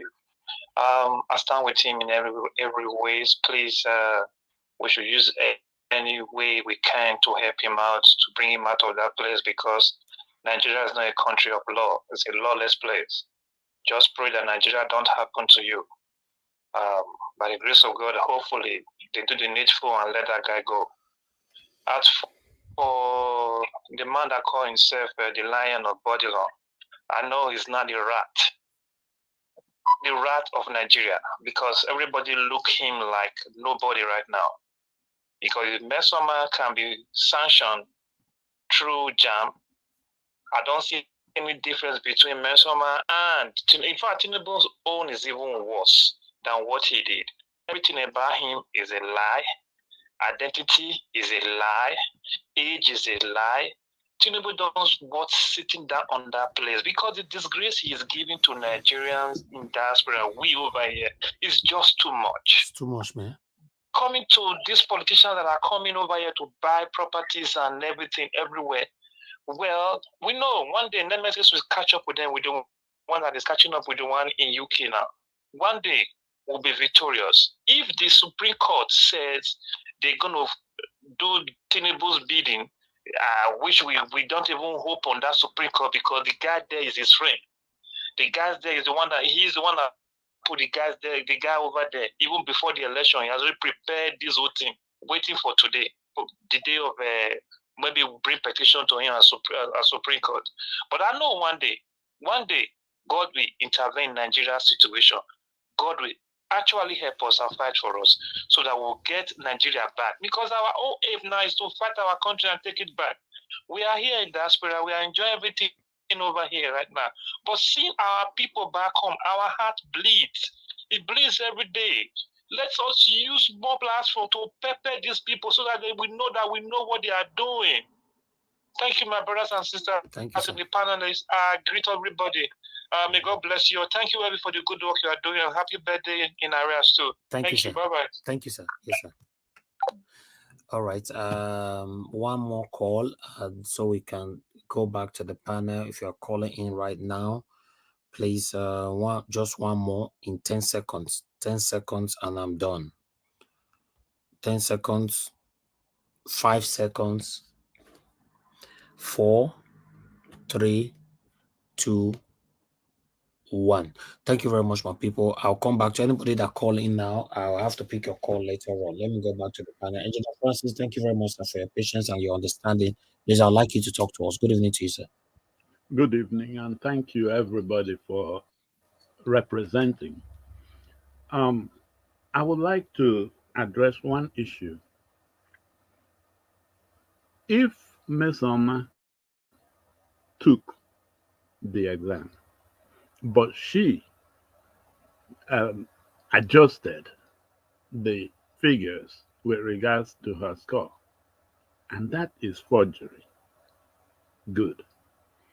Whether Tinubu graduated from CSU or not, but he adjusted whatever is supposed to be on a certificate. That is forgery. And I would like to also point out something that is going on in the background. The way dictators always rule is that they will silence and shut up everybody that has a mouth in that place. This man is gradually doing that. And I see where he's going.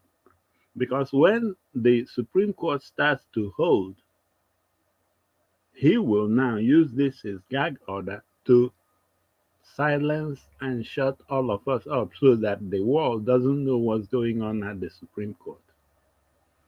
Now, that brings me to the main point, which is NBC. The freedom of the press is an extension of freedom of speech.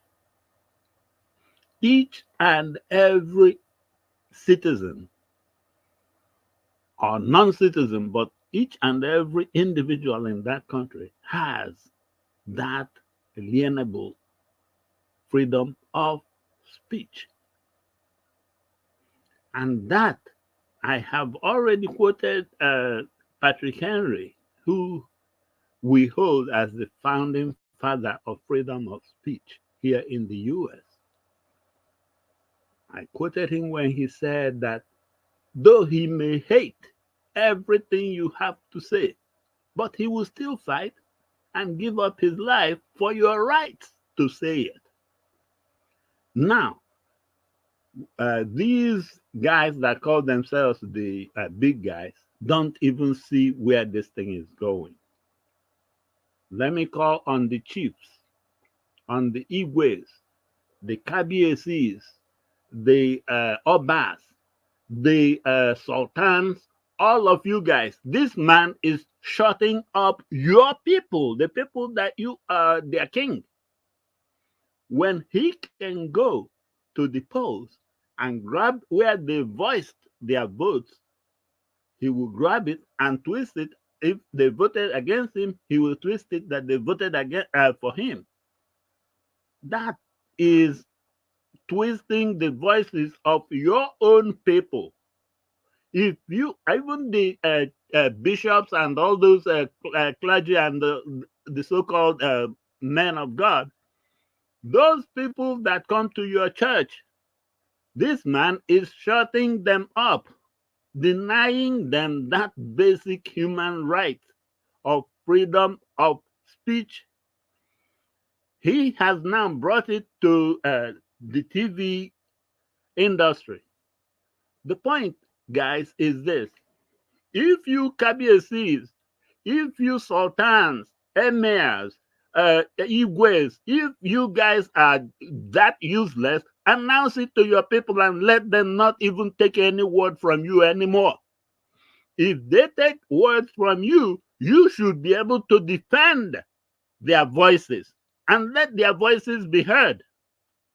What is difficult with this is to tell this man, hey, you can do all the arguments you want, you can adjust every election result you want, but when it comes to these my subjects in this my domain, do not shut them up.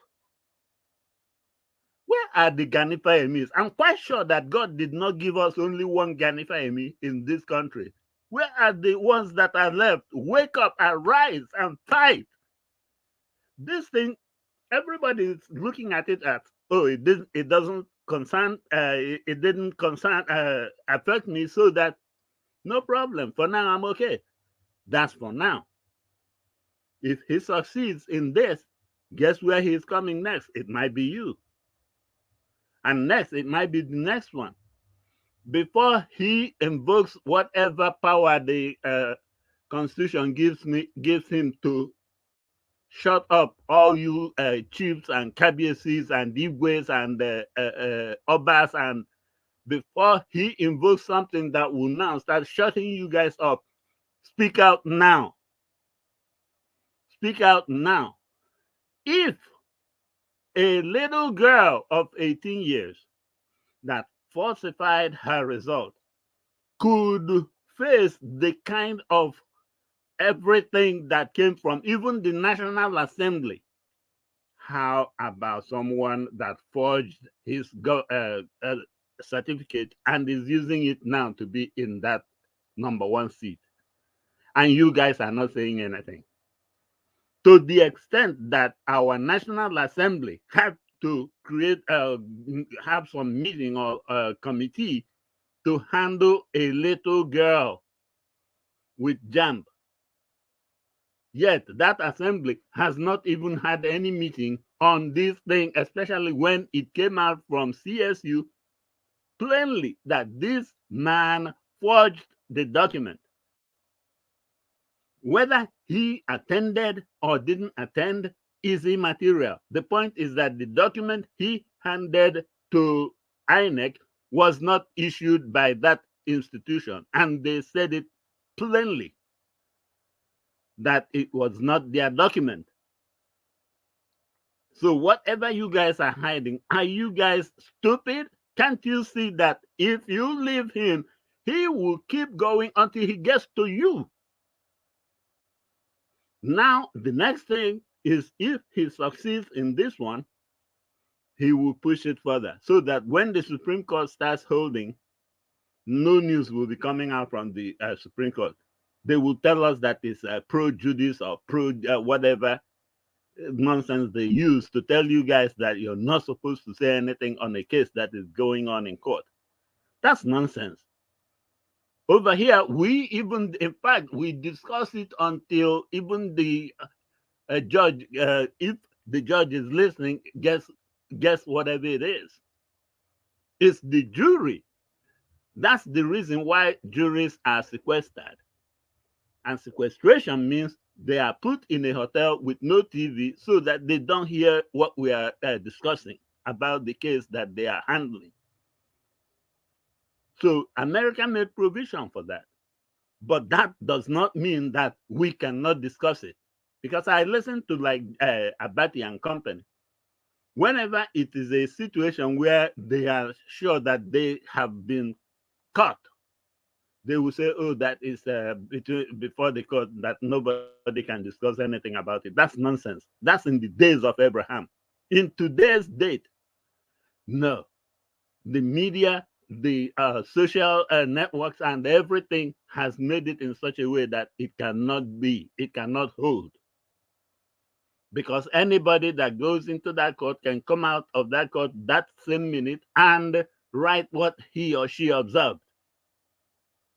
So if that would be the case, the judges and justices should learn how to sieve, separate what they heard and what they heard in court.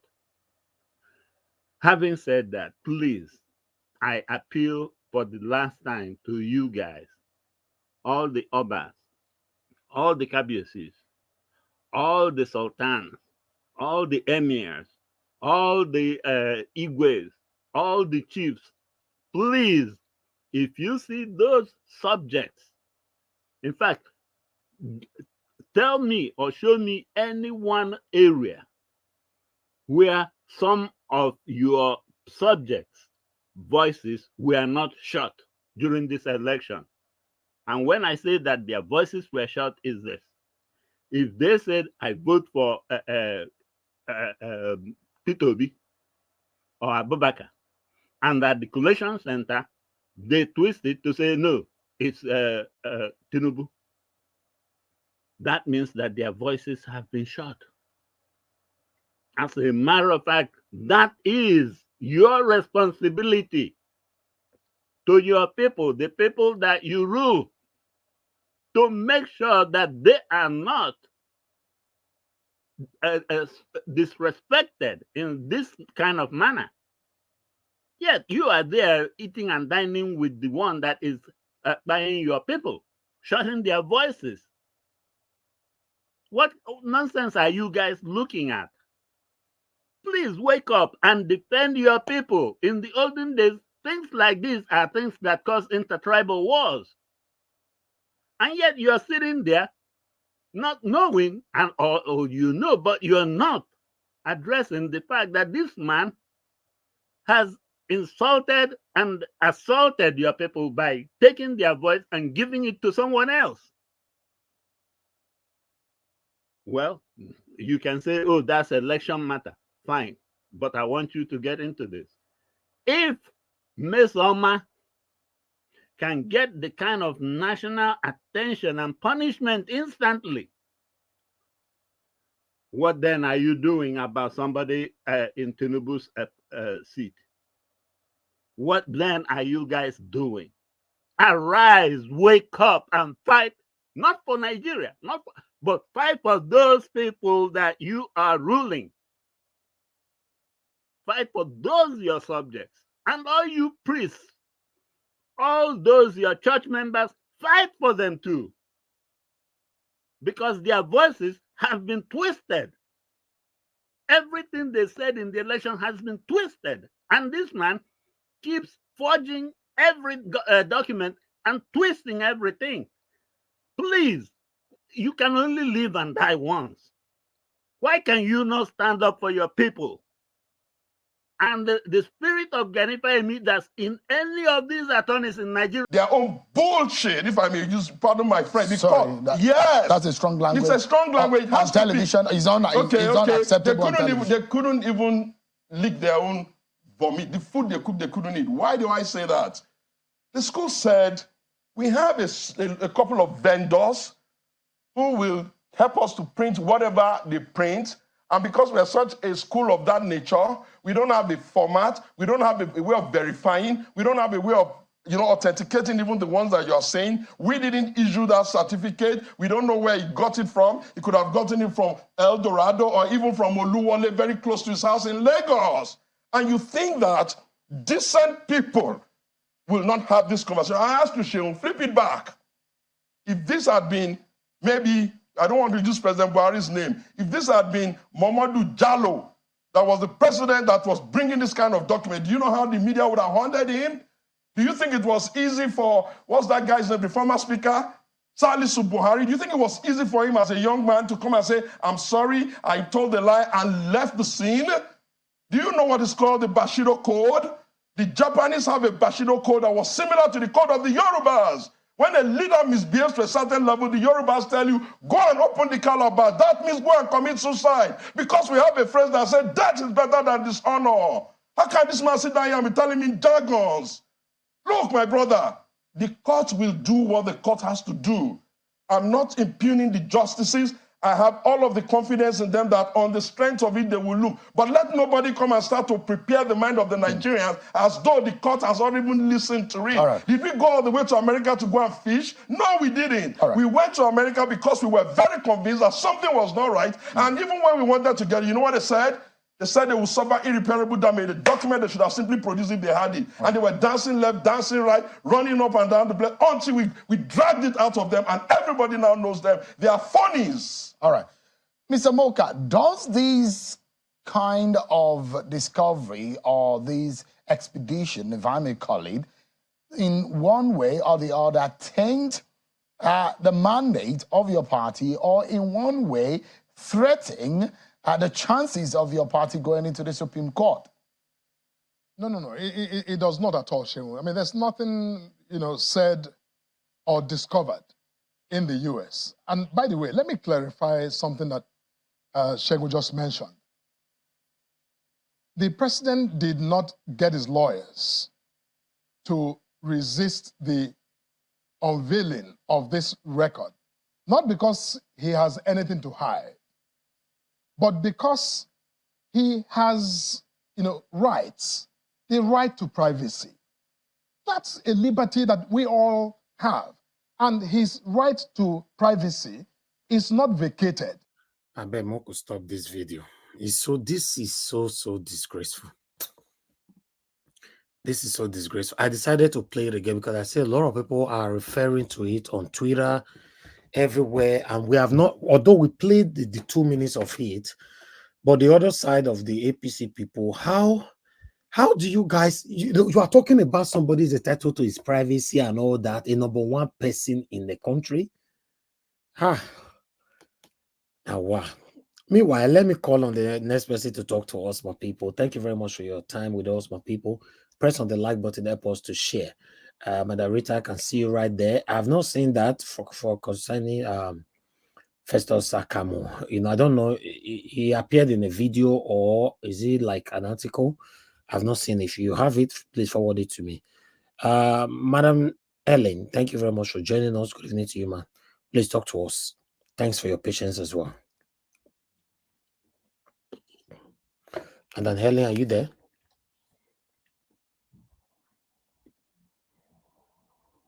Okay, looks like you're not available right now. Mr. Elvis, sorry, I'm trying to unmute and it's okay. All right, yes, thank you. That's fine. I'm there. That's fine. Thank you. Please talk to Good us. evening, Happy Mr. Sunday. Good evening, Mr. Elvis. Happy Sunday. Happy Sunday. Oh my God. This thing is, it's so the shame is getting bigger and bigger, and I don't know, much more than anything that anybody can, handle. You see, is it Mr. Moka or Phyllis Moka? You see, like what Mr. Shehu said, he said the children, if he has children and wife, they should be able to cover his face in shame. Because what this man is pugning is so shameful. Ha! Jesus. Do they think that Nigeria is the Nigeria of 1960, that information, was hardly even available for people to access? I mean, it's clear, like Shehu said, this is somebody whose secondary school was not available, but he filed it as one of the certificates. His higher school is a female. Everything is just, messed up, and somebody's still trying to defend. Somebody's still trying to say that, oh, okay, that that's not what they went there for. The what they went there for was because they had said he didn't go to the school at all, and now they are saying forgery, this, that. Of course, it's possible that he didn't go to the school, and I like Mr. Shegun, because I mean, he's one of those that you can't hush. It's one of those that you can't bamboozle to keep their mouth. So he followed it, give it to him, and he gives it to you back. This thing is really exposing Nigeria and really positioning us in a very bad light. Please now, let them just stop for once. Let them stop for once. Like somebody said, is being in Aso Rock, does that give you some sort of eternity cover that you understand you live forever? Is that why we must do everything to enter Aso Rock as number one citizen? I don't understand. Why will anybody allow themselves to be pushed to this point where it has become an international disgrace? It's not fair. It's not fair what these people are doing to the citizens of this country, because right now, a lot of people that genuinely, got their certificate are feeling the pinch. They are feeling the pinch. Everybody is looking at them, especially those in diaspora. Everybody is looking at them like, are you sure that what this person is carrying is not cooked? And then for the CSU, honestly, them too should bow their heads in shame. They are shameless. I never believe that there could be a school in United States of America that could be like this, that could be so exposed to to fraudulent activities in this magnitude. Because if they are not if they've not compromised themselves, there's so many things that they could have just outrightly said, this is how it is. This is not ours. But they kept, dancing one corner, going this way, cutting that way, is it to avoid, or is it to cover, is it a up? But the more they try to cover up, the more they are also exposing themselves. The more they are also exposing them. Please, these people should stop. They should stop. They should stop talking. They must not talk. They must not defend. Just stop for once. And stop embarrassing us like this. It's not really fair. It's not really fair for the next generation that are coming. Okay, let me ask a question. These people that are coming right now to say this is okay, when this era passes and this same thing, because it will be on record and it's called up, because the one that they are calling up for first is KMO. It was in the past that it was done, but today it's being called up. When tomorrow comes and these things are called up to harass their children, I hope the children will tell their parents, thank you. I hope they will be happy that it came out this way. It is not fair. It's not fair on Nigerians. It is not fair on the people that are directly involved in this matter, especially the families. Their parents disgrace themselves in media. It is not fair. It is not fair at all, Mr. Elvis. Thank you so very much. God bless you. Yeah, madam, I wanted to ask you a question, ma, if you don't mind, please. Yeah, sure. Go ahead. Yeah, thank you for your submission. I want to say it's not just on the family. Don't you think the people that came out against Obedient and the Mr. Peter Obi movements a few weeks ago, the likes of Wole Soyinka, even our dear brother Femi Falana, and people who claim to be leaders of thought in Nigeria, why are they not challenging the Chicago or American Supreme Court? Where are everybody who have been supporting Tinubu's cause just now? Shamelessly looking at the drug case and looking at what Chicago has done and looking at what American Supreme Court has done. Where is Wole Soyinka, especially the Nobel laureate, whatever his name is, who has lost his respect among the Nigerian youth, teeming youth? Where is Wole Soyinka? Can somebody answer me why he's quiet? Or is America, is it the fear of America? Is it only on Peter Obi and the Obedient movement they can talk? Why don't they challenge Chicago now with the Nobel laureate grammatical, lexicography, or the literature bravado he displays on Obi. He calls all sorts of names, all sorts of bad and negative nomenclatures on Peter Obi. Where is Wole Soyinka just now? Maybe somebody can tell me why the guy is quiet now on Chicago and on America Supreme Court, and the information the FBI is planning to release, or the CIA or whatever. Why is it quiet now? Thank you. Mr. Felix, I suppose they can't. They know No, what it that's means. Mr. Alex. That's Mr. Alex. Okay, Mr. Alex. Sorry, Mr. Alex. They know what this means. I mean, like Mr. he called the obedience badge way. So he can't speak. You know why he can't speak? Because he knows what this means for somebody who has, a noble laureate to come out and defend this. He knows what it means. See, this thing is into. By the time we are done with this, a lot of things will go down.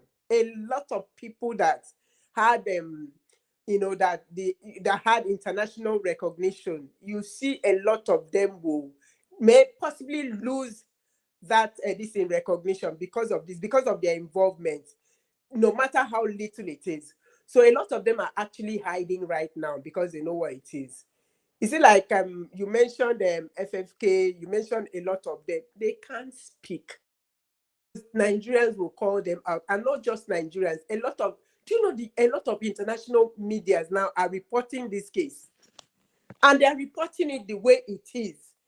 And our people are busy trying to taint it and make it seem like we are the culprits, or Atiku, who went to make this discovery, does not know what he's doing. They're trying to color it, they're trying to twist it, they're trying to bring a new narrative to it. But Nigerians are very well aware of what is going on right now. Nigerians are very well aware. If you go to the streets, it is on the streets, it's on the mouth of children. I was watching a video where a mother mistakenly, bumped into her two children who were fighting, and the other one was crying seriously. You understand? I don't know. I think I watched that video on Niger Watch this thing. And the other one was crying, why was she crying bitterly? I look like this person, and this person is from my village. You know why that child was reacting the way that child was reacting? Because of all the baggages that trails this person, and she doesn't want to be identified with that. You understand? So it's on the lips of children right now. It's on the lips of almost everybody, But why they are not reacting the way they should react is what I actually don't understand. Anyway, I cannot begin to speak for everybody, and I cannot begin to preempt tomorrow.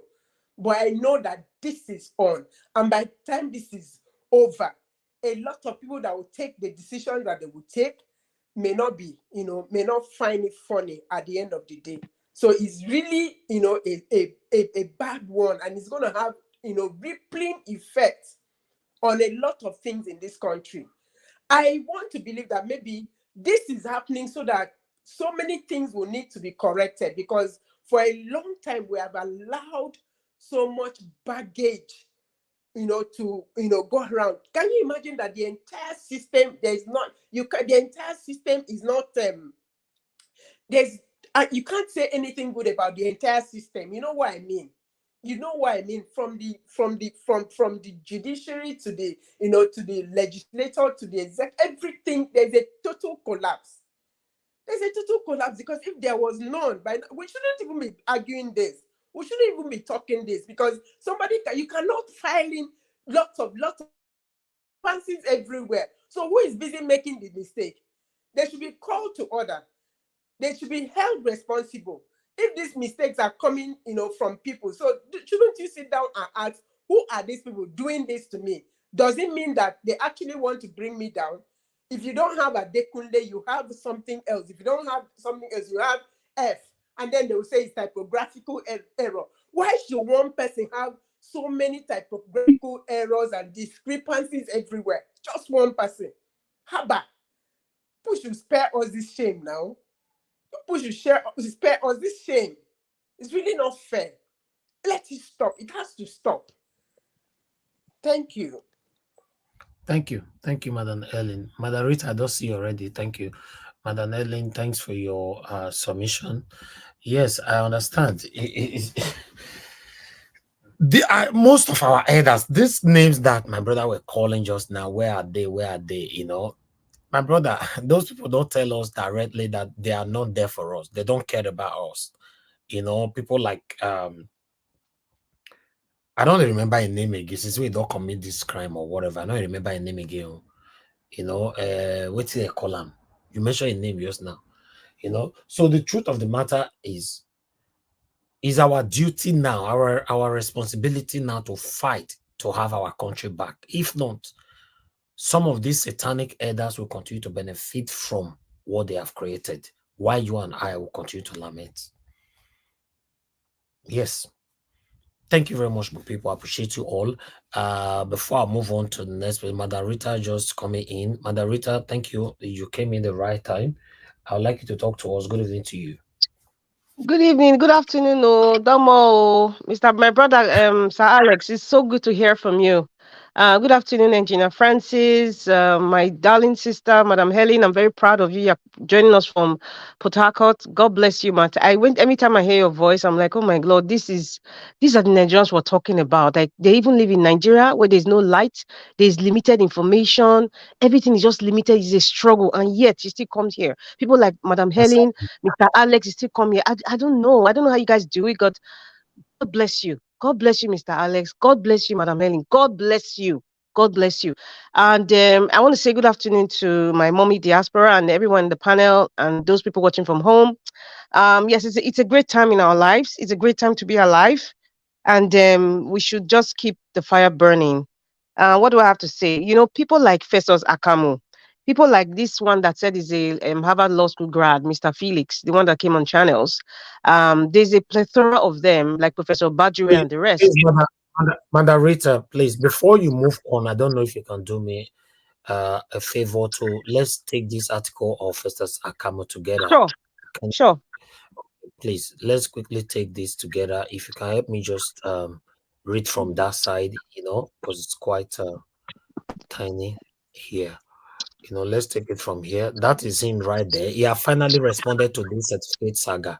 So let's see what they have to say. You know, I think it started from here. Okay, yes. Okay, you want me to read out? Okay.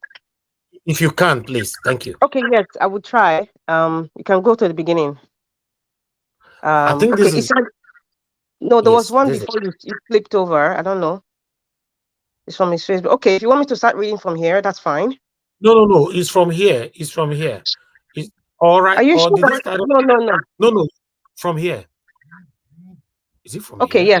Oh, yeah. This is the first one. This is the first page. You said, okay, I think you go to the second page because this is like people trying to make a little comment. Yeah.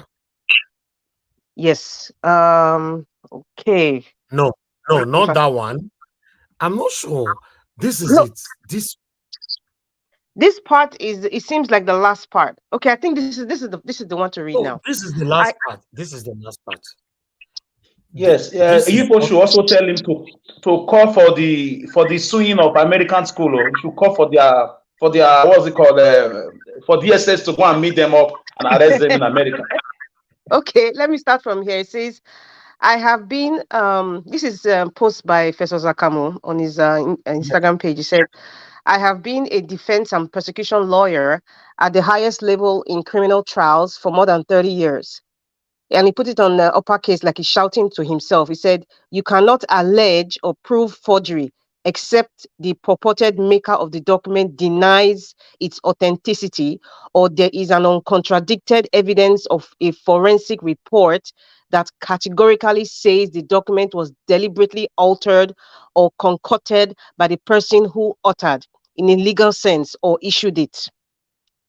Now, he said, applying this principle to the case of Atiku Abubakar versus Chicago State University, so long as the university openly said they do not issue replacement certificates, but that vendors do so on their behalf. All this noise about so-called forgery are useless until the particular vendor that issued the replacement certificate to BAT denies its authenticity. And it is the duty of the accuser to fish out the said vendor and get that evidence. It is not the other way around. He who alleges must prove. This is the simple principle I laid down in 2019 during our defense for President Buhari that has been so mischievously celebrated as if they have hit the bull's eye. Unfortunately for them, BAT is as clean and as white as snow on this issue. Hey. And we are again waiting for them at the Supreme Court. As for Atiku Abubakar, the famed SPV king and the one who disgraced Nigeria internationally with the money laundering case involving Congressman Mr. Nigeria, go to the next page, please. Jefferson. Okay. Yeah. Applying this principle on the okay, let me start. Applying this principle to the case of Atiku Abubakar versus Chicago State University. So long as the university openly said they do not issue replacement certificates, but that vendors do so on their behalf. All this noise about so-called forgery are useless until the particular vendor that issued the replacement certificate to official BAT denies its authenticity.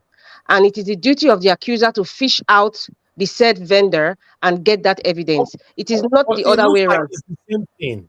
It's the Oh, same okay, thing yes, you okay. just read. I think I'm gonna start from As for Atiku Yes. Abubakar, the famed SPV king and the one who disgraced Nigeria internationally with the money laundering case involving Congressman William Jefferson, we acknowledge the valedictory speech he delivered a few days ago, signifying his retirement from politics, and we wish him Godspeed in that retirement. The audacity. Okay. So that means we will have to go to Oluwole and fish out the vendor, correct? To be honest, this is what these people are denying now. Look at this on the screen. This is what CSU, the highlighted parts. Read it, please, Madam Rita. Read that highlighted part, that yellow part. Okay, the highlighted part. The question is, and CSU did not issue a diploma dated June 27, 1979 to Mr. Tinubu in 1979, correct?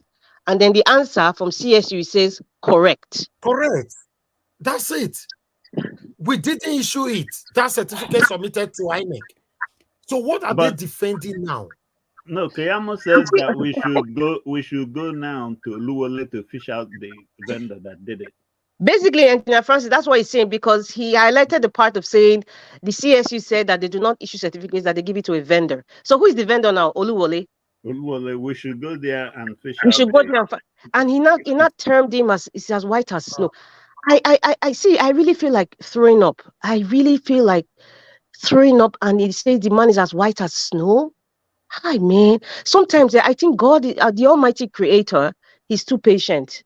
A lot of people need a reset, maybe a brain reset, or maybe this is not even like born again, like coming out from the mother's womb. This is like a brain reset of an adult. I don't understand why. You see, Mr. Nanjawas, I just want to thank you very much. People like you, right? You see what's going on? The more these people continually bring out all this fake propaganda, the likes of Festus Akamu, the likes of this so-called Harvard graduate, Mr. Felix, he calls himself, when they continually come out like that, they're trying desperately to change the narrative. But you know why they cannot stop? Because people like Mr. Elvis, using his channel, with over 1 million followers, using this channel to continually tell the people the truth of this issue. They just can't. And you know what? It's like telling us, oh, and this is from personal experience. Oh, you obedient, you are too rude. The other day, somebody made a comment and said we have become bitter, and I said yes, I am wearing the garment of bitterness until Nigeria gets better. That garment I must wear it, and that is what every sensible Nigerian right now should wear, the garment of bitterness. Because you are wearing that bitterness, not to hurt anyone, but to make sure that these evil entities that have surrounded the entire nation, that have engulfed the entire nation, that evil, we must use our bitterness to remove that evil. That is the only way. So if they call up all sorts of names, we are bitter, we are rude. Please accept it, embrace it, because that is the only way these people have to be flushed out. My president, Peter Obi, said, he said, it is going to be very difficult to remove these people, but he said, but they must go. And you think they must go by all just behaving like a soft dodo, overripe plantain? No, we have to stand firm. People like Dr. Haruna is speaking out every day, educating. That is what is pinching the likes of this. They're just going around circles, turning the whole story topsy-turvy, twisting and turning it, and bringing out little statements, but they're not going to the facts. And that is why we have someone like Mr. Elvis, Dr. Haruna, so many other people, Magda Soraka. They are coming out every day. That is why we have to come out every day. They then call us bitter. Yes, we are bitter. We are bitter because the country is rotting. We are bitter because we have a foreigner on the an apparition in Aso Rock. We are bitter because we have bad judges like Justice Ariwola, bad judges like Mary Odili, the worst of the worst kind of people like Festus Akamu. The worst of the worst professor like Professor Bajiwe, Professor Wole Soyinka, the worst of the worst people like Professor Okoye, like Professor Yakubu, the worst of our society, the worst. That is why I say we are practicing Christocracy. That is what Nigeria is practicing, Christocracy. The worst of the kind, the most wicked of the kind of people are the ones making the laws, are the ones ruling. That is why we are bitter. That is why we are angry. That is why we are rude. That is why. And anybody that is telling you that, challenge them, wear it, embrace it, and say yes. Because people like Professor Bajiwe and Professor of Rice and Beans that call himself Wole Soyinka with the bleached white hair, that does not respect himself or respect the rule of law or respect the future generations' wishes, the future generations' foresight, that does not that want to suppress us. Do you know what suppression is? Do you know what it is to suppress somebody? You can drive somebody to the grave.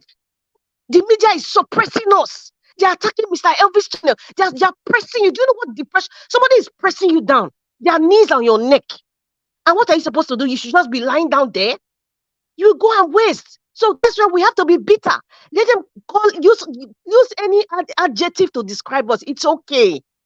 But we have to keep pushing, because the reason why they are using those adjectives, those negative adjectives like fascist, rude, bitter, like they can use the reason, because what we are saying is the truth. And they have no argument that tallies what CSU has put. There's no argument. The only thing, they pick one or two things. Now, nobody's focusing on these certificates. And I'm happy that, I'm not happy though that this young lady passed through what she passed through with JAM in Yesoma. But somehow, God has a way of, presenting situations where you can use as a reference to what is coming in front. And Yesoma's case, I would say it was divine. Because God already knew that this thing, I'm not trying to be religious here, don't get me wrong. Because sometimes you have to reference what has happened in the past and look at it as a learning curve, not something to pull you down, but something to learn. A lot of students learn that it's okay if you get a JAM score, it's okay. If you're looking for scholarship, there are ways to get scholarships in Nigeria. Don't falsify your JAM certificate. It's okay. But you must suffer the consequences of what you did so that others will learn. On the other hand, it can also be used as a reference for future, so for any student who wants to write JAM or GCE or NECO or whatever professional exam, that it's going to come to you, because the governing body that is going to give you that certificate will attest to it, whether you cheated or you did not cheat, whether you are authentic or you are not authentic. And that is also applies to what's going on with CSU now. And that is why that Nyesomat case is a reference that nobody can run away from. Because God made sure everybody participated. Every comment, everything was said about her. Every single thing was said about that young lady. Now, somebody who said who claimed he's the president of himself, not Nigeria, a foreigner, an apparition that has no link, no name, no nothing. Someone that's not even a Nigerian is not bringing a certificate that was fake. And the issuing body, just like JAM now, is saying we did not give you that score. CSU say we did not give you that certificate. Even the certificate we are talking, who signed it? The person that signed joined in 1994, and then you are claiming that person was already in the school when perhaps they were even doing their first degree, or maybe they were in another country. I mean, if you want to even look at the certificate alone, the name, forget about the font now, the font of the writings, the name, the person that was signed now, that woman, she wasn't even in the school at that time. So where did you get it from? Does she have a twin? Or she a triplet? These are the things to address. So when you see the likes of Festus Akamu, it is not clear to us that those people who have titles, who are giving judges. Yes, I said it. They don't deserve to be called judges. They don't deserve to be called Supreme Court judge or even customary judge. They don't. Some of them don't deserve to be called SAN. It is people like Chief Michael Zekome that can say yes. That is a senior advocate of Nigeria, not Professor Sakamu now. Senior advocate of nonsense. It is not. You cannot see that. Oh, how did he get this son? Perhaps Agbado, the man at Bodilon, he went to Dobale for him and begged few people in few quarters, and that's how he got this. A lot of them got their senior advocate of nonsense like that. That is why you see we don't have quality leaders. We don't have quality people that is saying, okay, they didn't just go through the school. The school went through them, and they're standing on the basis of truth and justice according to the Constitution of Nigeria, not twisting and turning things. And these people are fathers. Can somebody say that's their husband proudly and say that's my well? If Remi Tinubu can hug and show some public display of affection to a man who is a I'm trying to use Dele Farotimi's words now, who is a perpetual criminal. Somebody, I mean, Nigeria, out of respect, I would say alleged perpetual criminal. Out of respect, let me just be a little bit soft on it, and say that she can embrace it and then career criminal. Oh, God bless you, career criminal. According to what's his name, Kenneth Okonkwo, he uses what? Let me use his Igbo accent. A drug baron. He specified the DR, drug baron. He said it on, and that is true. And that is true. And another thing too that's occurred to me, you see, the likes of evil thrives. They say evil thrives when good men refuse to speak. But I will also add that evil also thrives when you have men and women supporting, advertising, embracing, giving excuses, standing for evil. Agbado, the man from Bodilon, this foreigner, this apparition, is standing now, sitting down in Aso Rock Villa, making decisions for the entire 220 million people plus. Do you know why he's able to do that? Because the likes of pusillanimous Gush, like what's his name, Abati, that comes every day to deceive people, the likes of Festus Akamu coming every day to talk rubbish, the likes of Bayo Onanuga. As a matter of fact, that NBC nonsense that they wrote, it was championed by Bayo Onanuga. I have a feeling because that man, he's a journalist, so he's not telling them, the NBC, this is what you should do. That thing was championed by Bayo Onanuga. I have that feeling. I'll use the word allegedly now because of Mr. Nigeria Watch. But these are the kinds of things he does. Those are the kind of comments that he makes.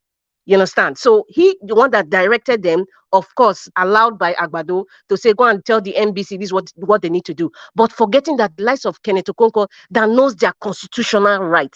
This is why we need to be talking, challenging. Challenging doesn't mean hatred. It doesn't mean insult. You are challenging him. What does the law say about freedom of press? What does the law say about freedom of expression? What does the law say about that? When you now argue it with them, then they will keep quiet. Nigeria has suffered this kind of degradation for decades because sometimes when we just accept things the way they are, it becomes a norm and people will think that is what it is. And that's why a lot of Nigerians don't even know they don't even know their fundamental human rights. From the primary school, they don't even teach them. An American child who is in primary school will tell you what her rights are because they teach them from the time they're able to read and write and tell you about the history of the country and the law. So every average American, they know their rights but every average Nigerian don't. And so when you hear the NBC now intimidate the Arise TV or someone like our dear brother Kenneth Okonkwo, thank God we have people like Dele Farotimi, Kenneth Okonkwo that can counter out them and say, hey, this is my right. Don't ever try it again. I know my right and I know what I say. They will keep quiet. They will not respond because you have told them the truth. That's why we need to keep talking, people. Don't allow anybody to say, I beg, forget, leave them, don't mind them. Now all of us dead so now. See, this certificate is affecting everybody. I say, we're all inside it. Whether you live in diaspora or not, whether you have a foreign passport, what does your country say on your data page? Country of birth, Nigeria. Whether it's Imo State or Benin or Lagos or Adamawa you're born, it is country of birth, Nigeria. It has given you up. Even if your child was born in America or the UK, what is their last name? Their last name is even if you give them Josephine, what is their last name? It's a Nigerian name now, except if you have a foreign name like my own, Adams, it's different. But it's an African name. So they always use one eyebrow to look at you and like, which African? Will you say Ghanaian? Nigerian. then they'll look at you with one eyebrow. So it's affecting all of us, whether you're in diaspora, whether you have money or not. That name has been stained. Nigeria's name has been stained. That's why I say all of us are in this mess. All of us. Nobody is a golden egg here. Everybody is part of it. Whether you're educated, you're not educated, we are all part of this mess. Whether you say it not concern me, whether you say I'm part of Agbado's camp, whether I want to give excuses like Professor Akamu, or the pusillanimous Gush, like what's his name, on Arise. All of us, we are all in it, all of us. So that's why we have to keep speaking up and tell them that this evil is not a norm. It should not be normalized. That is what is hurting all of them now. That is the certificate alone. The person that signed it is not the one that said she was not in the school. How did you get it? The school itself has said we did not issue it. It is not a question of they gave it to a vendor. You are using the name of the school. Listen, we have to start, Miss Engineer Francis, we have to start telling the school now. You people, if you know that you are very honest and you're not part of this forgery, we want to see that you are suing Bola Ahmed Tinubu, the fake Bola Ahmed Tinubu, Bobo Chicago, for using our name on a certificate to say we issued it because you have said they did not give it to him. It's more than what this case is a serious case. And the FBI files, I cannot wait for it. I cannot wait for the FBI file. Mr. Elvis, everybody, I think there's something that they say we should sign. I will send to Mr. Elvis.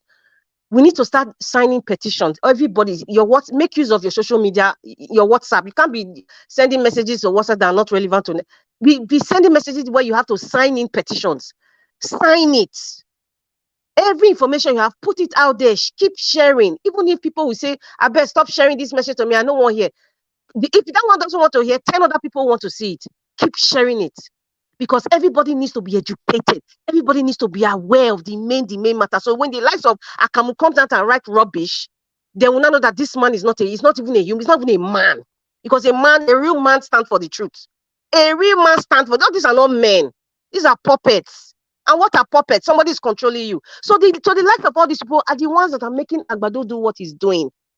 They are the ones allowing him continue this evil. Because he has associations, people that are supporting it.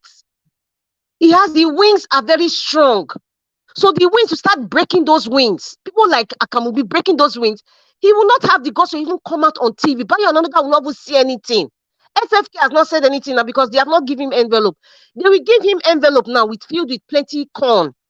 Plenty corn and spiced. The corn will be spiced, extra, plus job, everything. And he will talk just now. For FFK will still support Agbado. I am telling you people. Because that man, when you give him corn, he will sing like a canary. So don't expect that he's going to be quiet. According to Madam Helen, perhaps Professor Bajue, Professor of Rice and Beans, Wole Soyinka, perhaps he's being careful in the comments he's making because of his affiliation with the United States. And let it not be known that somebody with a Nobel laureate is supporting somebody who is a forger. So he's perching on what he will comment on, But however, I really don't care.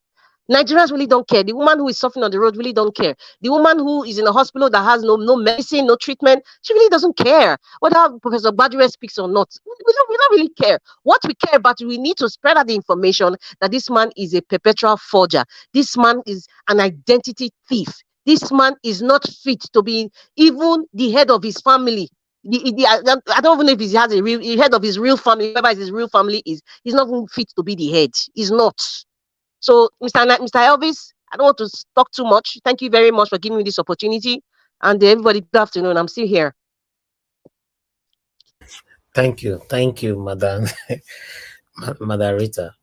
But you, let's say you and the Professor Wole Soyinka una fe get quarrel. He's Professor Badue. He's Professor of Rice and Beans. Because that's what he said he was. He's supporting Agbado because they gave him rice and beans when the military took their house. So he's Professor of Rice and Beans. You're supporting somebody because they gave you a bag of rice and beans. So that's what he is. He calls us a fascist. Right. I won't even use that word. He's Badue. That is Professor Badue. Wahala. All right. Thank you very much, Madam Rita. And Madam Rita, to even add to what you just said, thank you for your great submission, for your expository expose. looking at a Nobel laureate in a Mr. Alex, I country. don't want to call you so now your No, turn. Just see, Mr. Alex, we should stop using that word Nobel laureate. See, there's a lot of things Yes, that okay, happen in this world. Let me tell you something. okay. Sorry, let me tell you a lot of things that happen in this world. I think there was this movie. I don't know whether is that El Chapo or the other one. The other one. They deliberately no. I think there was another drug lord. They deliberately put his name on the Forbes list as one of the richest people in the world. Guess what? When this man saw it, it was deliberately planted. When he saw it, he was celebrating and all that. But he didn't know that was kind of like a proof for them to nab him. So people like Professor Wole Soyinka that got that Nobel laureate, if you really want to dig deep into FBI or CIA files, it was deliberately given to him as a favor. He probably didn't deserve it because Nigerians didn't have a lot of information then. What the information they gave us, we just took it and like we went home like everything is peaches and cream. However, he probably didn't even deserve the Nobel laureate. That is a fact. Because if I talk about Nobel laureates, I know people like physicists that have changed the world. Those ones that deserve it. People like Obama as well that deserve it. The first black American president but Professor Wole Soyinka did not deserve it because even look at antecedent as a student. Look at what he created. Look at what he did. Holding up an iron to somebody in the radio station. That's a criminal. So how can I say, who did he save? He only saved himself and his ambition. So really, that Nobel laureate, if you really look at it with the ways of the American, he probably didn't deserve it. They just gave it to him.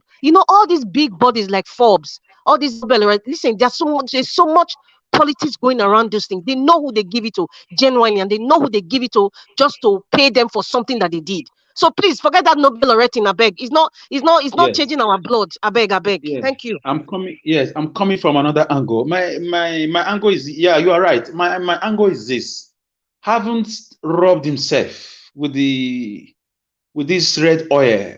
That dent that he has already spoken in favor of a fraudulent election and a fraudulent president, a man on whose election the beavers were switched off, where tribes were profiled, people's lives were taken.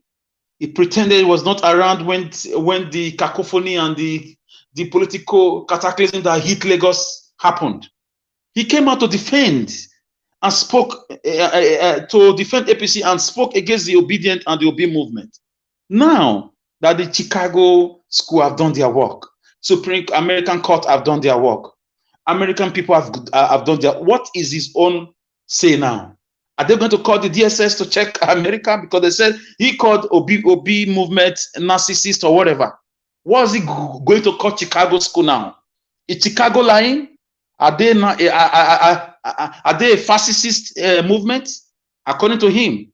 So we are expecting the so-called Nobel laureate to talk because for me, he has disgraced himself.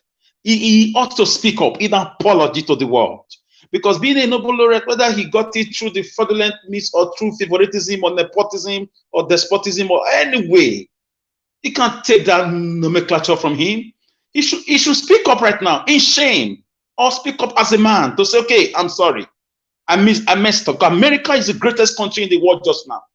The world is a unipolar world. It used to be a bipolar world with the old Soviet Union. But right now, China is not there yet. The world is a unipolar world. Unipolar means one country controlling the world. You can't take it away from America.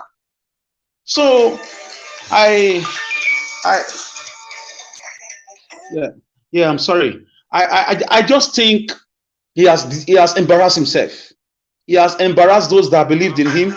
And I just believe that he should come up and make an apology. That ringtone go give me a copyright, please. Yes. No, it's a phone that was ringing. Yes, I turned it off already. Sorry. The ringtone will affect me. Thank you. Yes, sorry about that. So I'm only speaking from the academia perspective and from the so-called Nobel laureate perspective. And those who claim to be right, supporting APC, they should call on their Wole Soyinka, their special son, Wole Soyinka, who has disgraced himself, who claim he did not know what happened at Lekki Tollgate, who claim he did not know what happened on the presidential election date in Lagos, who claim he did not know a lady was almost blinded, who claim that Nigeria, is working for them and for a few people. So it's a shame on them and those who follow them. Wole Soyinka should call on American government, should call on Chicago school, he should call on the American Supreme Court. It should investigate. It should order DSS, or Keyamo should order DSS against Chicago, if that is possible. So that's my point. Thank you. Thank you, Mr. Alex. God bless you. Thank you. But Ajawash, you said it's my turn, right? I just wanted to make a point on Madam Rita's talk. Am I allowed to still continue? Yes. Just give. I think you don't talk all of that together now. No. That was on Madam Rita. Now let me carry out my own vivacity on the nitty-gritty. I missed you guys. I'm sorry I'm not as frequent as I used to be, since situations beyond my control. For now, soon I will be. I will be back to status quo. And thank you, Madam Rita. You virtually said nearly everything I wanted to say. Again, spoke before, and we continue to speak like this. So they cannot stop us. It's like wildfire, because now information dissemination is very, very easy. That means at the fingertips of everybody, so long you have a phone, so long you have data, and so long you can access internet, or you can access, media generally. It's not the politics of 1990 or 1970s or the politics of early 2000. No. So the country is not working. Well, that is what is necessitating. That's what is giving birth to everything that's happening now. I'm sure they all look back now at their shamelessness. The people that govern this country for a very long time, they've all looked back, including the Atiku that is fighting for us now, fighting for Nigerians now, actually. When somebody does good, you also say it. The man has done well. He has earned my respect. I haven't forgiven him for the 11 billion or 11 trillion electricity money, but he has earned my respect. He has earned my respect. He has done well for now, and I want him to do more. I like you said, Nigeria, that he has already filed for a motion for an additional, evidence, to be added before the Supreme Court will give their judgment. I like the way he's going. So, and I'm very happy with the way Peter Obi also has taken his own stand. He has not cut out, he has not compromised, he has not, given up on his, dream for the obedient movement of a new Nigeria. So we are at a crossroads, that a country that is a member of OPEC, they are the capital poverty of the world. It's a paradox. It's a paradox. You cannot explain that.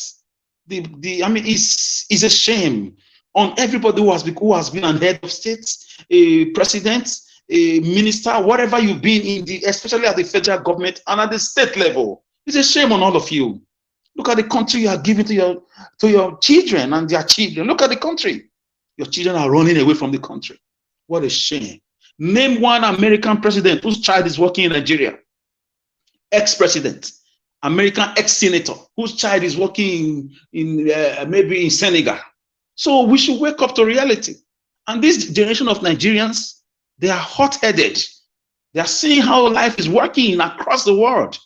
They are seeing transportation system. They are seeing the train, the tram. They are seeing the railway system. They are seeing the electric buses. They are seeing everything. They are seeing the good life, the educational system of the Western world. Information is being shared on social media. They have friends they've never met, that they met online. They play video games online together. Some of them are in Africa, and these guys are in Australia. They are showing them things in America, in Canada, in different parts of the Western world. And we have more than enough of what it takes to build this country. And people are still struggling with election organization, transparent elections. Somebody just wake up and say there were glitches.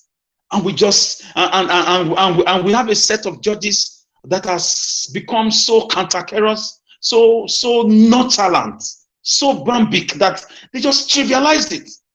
That they did not say, the Constitution did not say INEC must report. They just gave us a fallacious boogaboo. They just trivialized that criminal, that treasonable felony on the part of Professor Mahmoud. Oh, I know it's just a matter of time. He will still go to jail. It's just a matter of time. Either he will run into exile forever, or he will eventually go to jail, and his prison sentence will be for life imprisonment.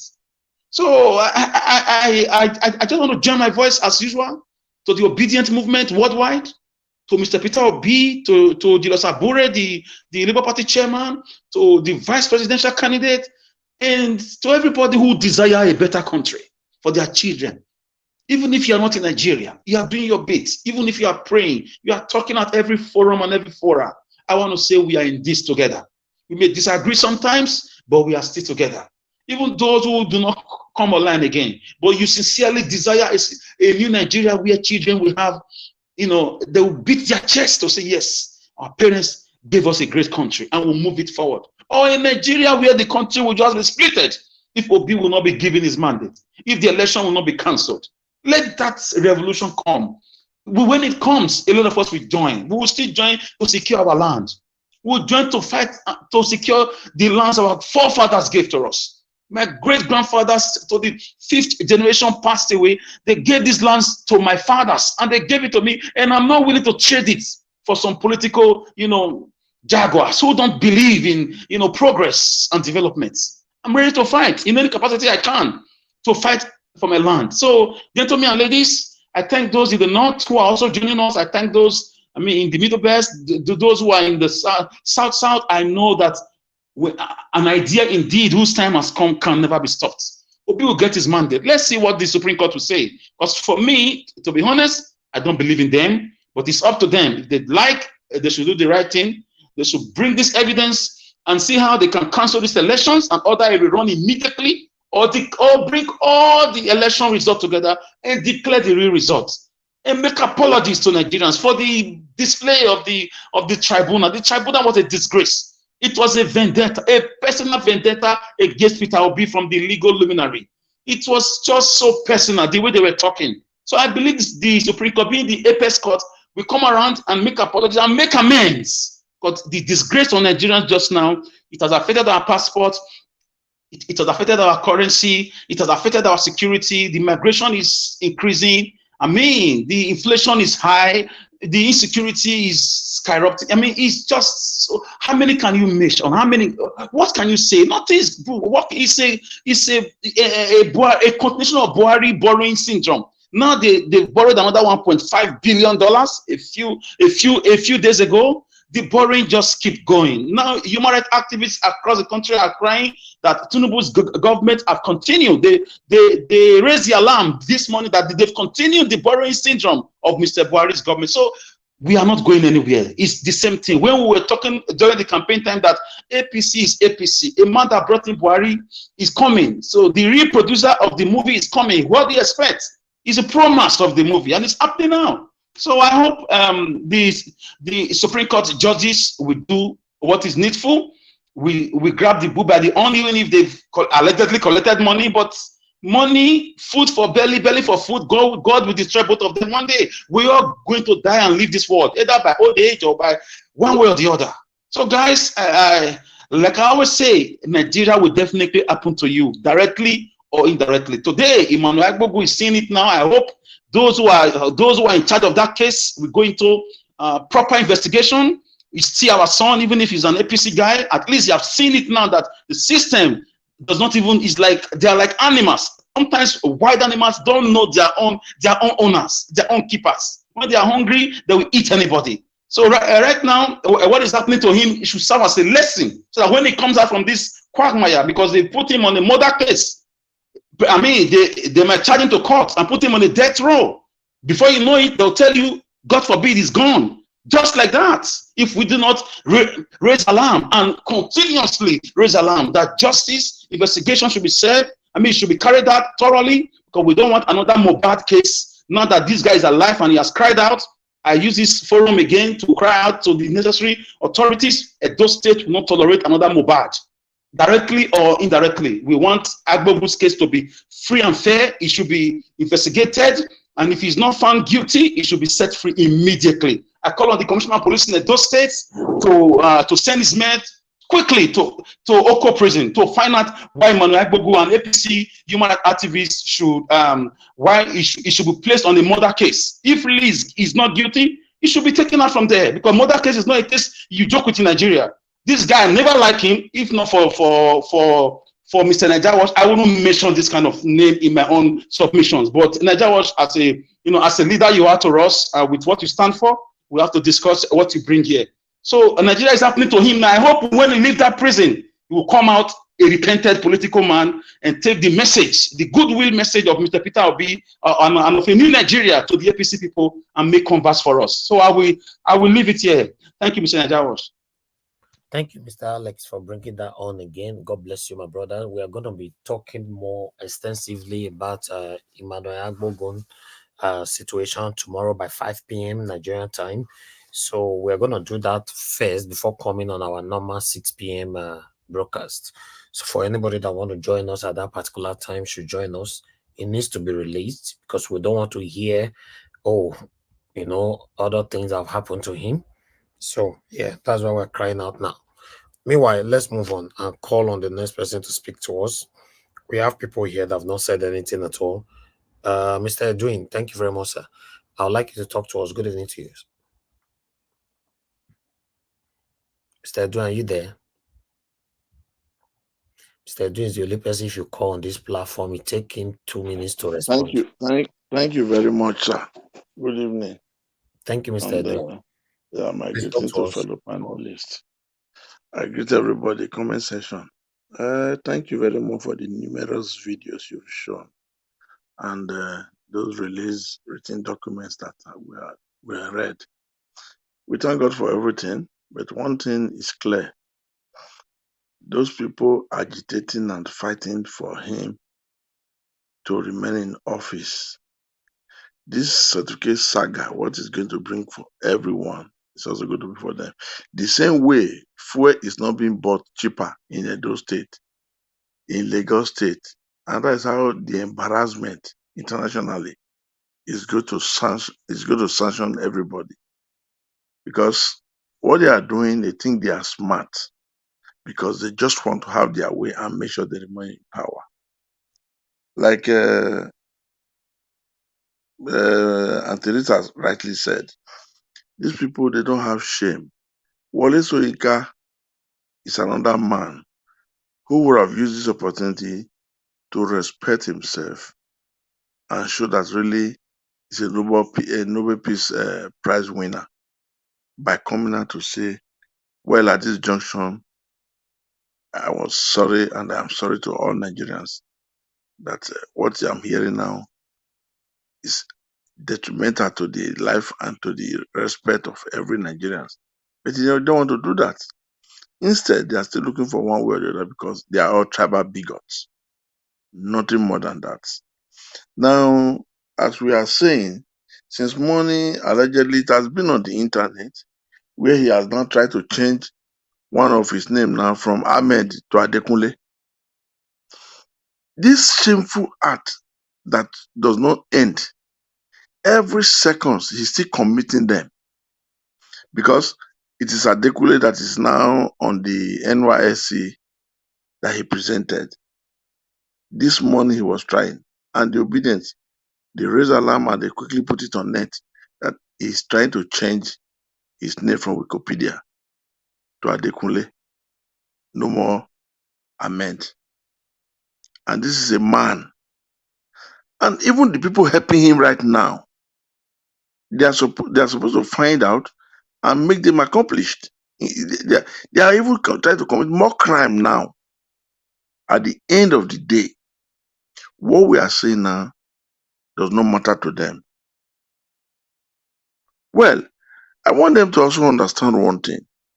Before they think they can insult the intelligence of every Nigerian, we also want them to know that the original file from CSU has been sent directly to the Supreme Court. So, the details that is there, they have to defend it. The female certificate, which collaborated the social security number that also confirmed that person to be a female, they have to tell America to change it. His primary and secondary school that is nowhere to be found, nowhere to be known. They have to convince us and convince the Supreme Court. Though I know he believes he has got his people there, because this is the same confidence they were having when they say, go to court if you are not satisfied. But they also now believe that they can also do that thing in the Supreme Court. But they forgotten this thing has gone a bit beyond Nigeria's border. It has gone a bit beyond border. International communities are all looking. They are watching closely. They want to see the way it is going to go. Most especially when the registrar said it categorically that Nigerians are known for that. I will now want to see the way the Supreme Court judges are going to do something different to prove that Nigerians don't aid such a thing and they don't do such a thing, or they are not legible to this type of a thing. We are watching. If they are going to, because of one man and his cabal, ring the bell of destruction and then butter our name and image for one man and his cabal, let's watch. But mind you, nearly the whole of them, 80% of their children, they are all here abroad.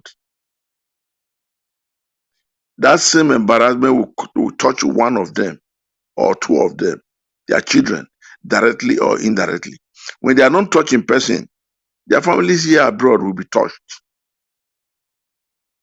So it's going to be a fight of a fool that thinks he is the most powerful man on earth. The fight of David and Goliath. When they think they can do this to all, we the entire Nigerians, without respect, no thinking twice, they want to take things back into total retrospect. We will go along with them. But why did Tinubu join Adeko? He joined Adeko to fight oppression. Now, he's now preparing the tools of oppression against media house in Nigeria. Let's watch how he's going to inherit this thing and think he will get the joy at the end of this tunnel. We will see. That light that he's thinking is going to meet at the end of the tunnel in all this mischievous attitude is going to be total darkness for him. Because why? He's not the entire 200 million Nigerians. Himself and his cabals, they are not the entire 200 million. You change these documents like it's not a big deal. I don't understand. You submit one thing or the other. You fake almost everything in your life.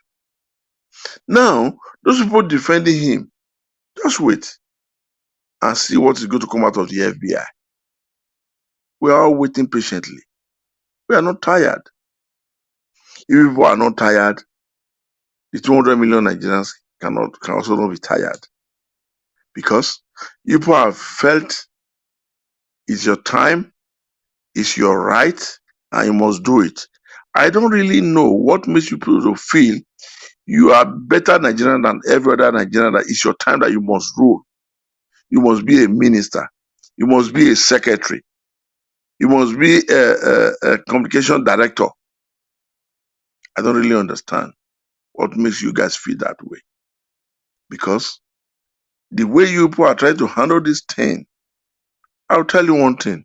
There's a proverb in Benin, "Ewe fiankon." So ewe fian talk bedin. In Benin, there's one proverb we have.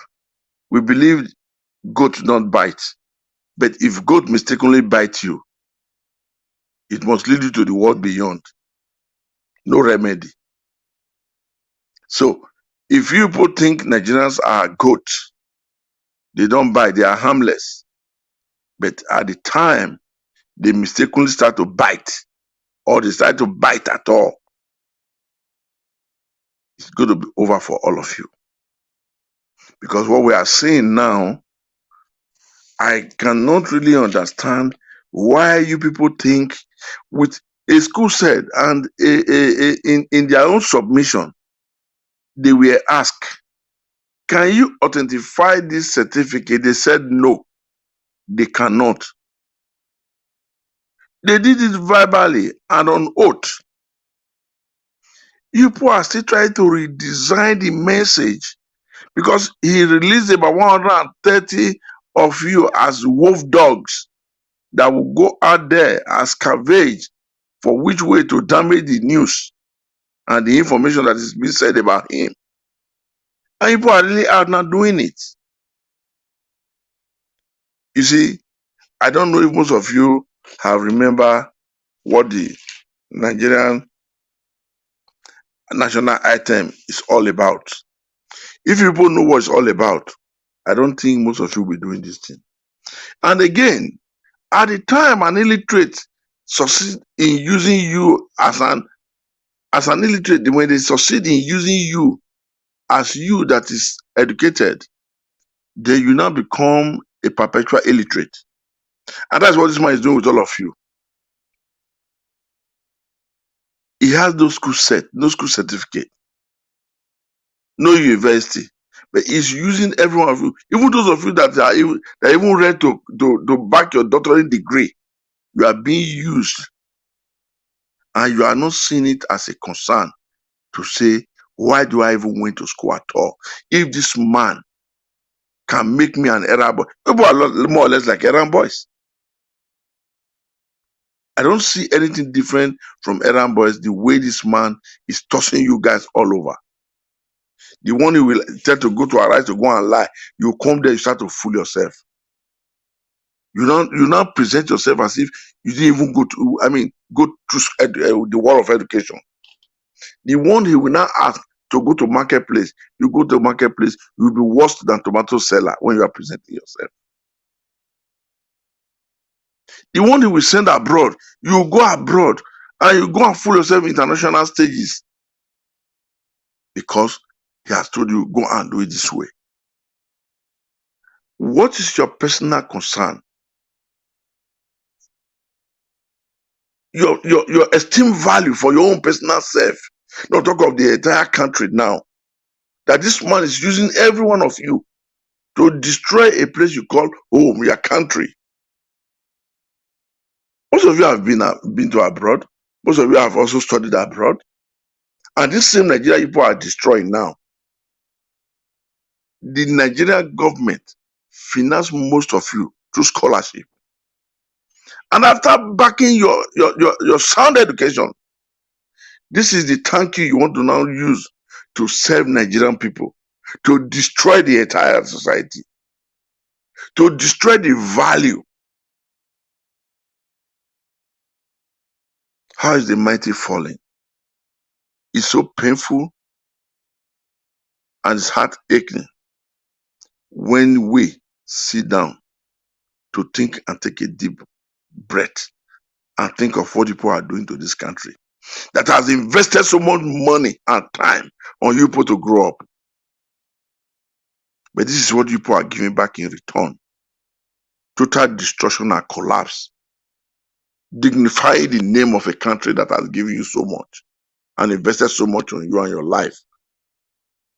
Some of you came from Tuamadagu. In fact, it's Meduguri and Co. But because Nigeria government has recognized to say this brain must not waste, they sent most of you abroad, invested the hard money of Nigeria as a country to train all of you and give you sound education.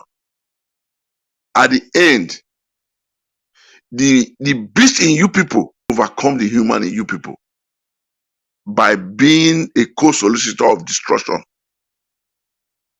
in the name of that Nigeria and in the people of Nigeria and in the value of the country that gave much and invested much on you people.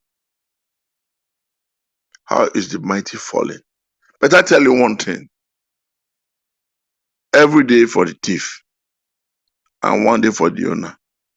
Nigeria is the owner. The owner of the society, the name and the environment people are destroying. But you people should know one thing. One day, the Nigerian youth that is now up to say, let us do the right thing at least for once, they'll get it right. They will pin you guys down and it will become a game over. It become a game over. Mind you, the Nigerian in population, they are all down, but they are not struggling they are not saving themselves and struggling again not to fall because they are already down. But you people are standing, so they will continue to pull you people down until you come down to them, and they will not climb you to rise. That is going to be because this is the mother of nature. When you pay back bad for good, nature will always give you a satisfaction. Nature will pass judgment on every one of you. I tell you, it's not going to be too late. The year of graduation is questionable. The year of birth is questionable. The gender is questionable. The owner of social security number that appeared is an American citizen, which American citizen can never be a Nigerian president. It's questionable. The NYSC, there's a letter that you tender that you were exempted. Now, that was when you were contesting for the governorship election. Now, by the presidential election, you tender another one that you served your NYSC. At the end of the day, from nowhere, Adekunle now came in there. 3 days ago, it was posted on the net for everybody to know that it is carrying Adekunle, Tinubu, Adekunle, Bola. Then yesterday, stroke this morning, you decided now to go to Wikipedia to go and change it to Adekunle.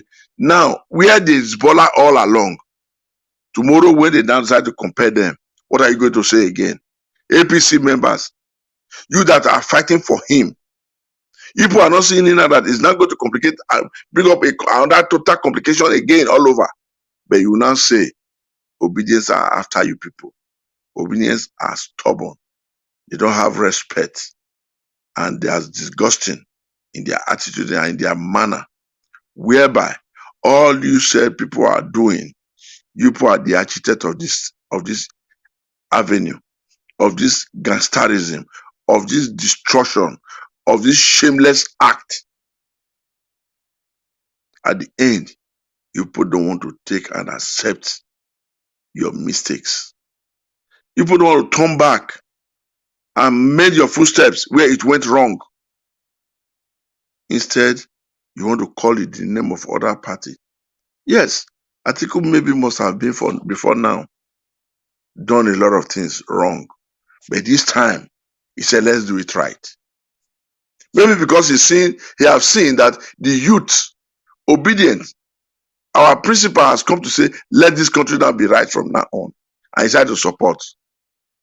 Why are you people not doing the same thing?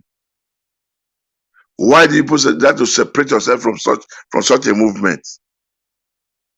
To be a good ally of the movement of better Nigeria. What is wrong that Atiku is doing right now? APC members, gullible criminals, those stupid cabals that went to school like they didn't go. Where are you people? What is wrong that Atiku is doing now? Can you tell us? By saying, let the truth come out. I'm disturbed. I have to tell you people.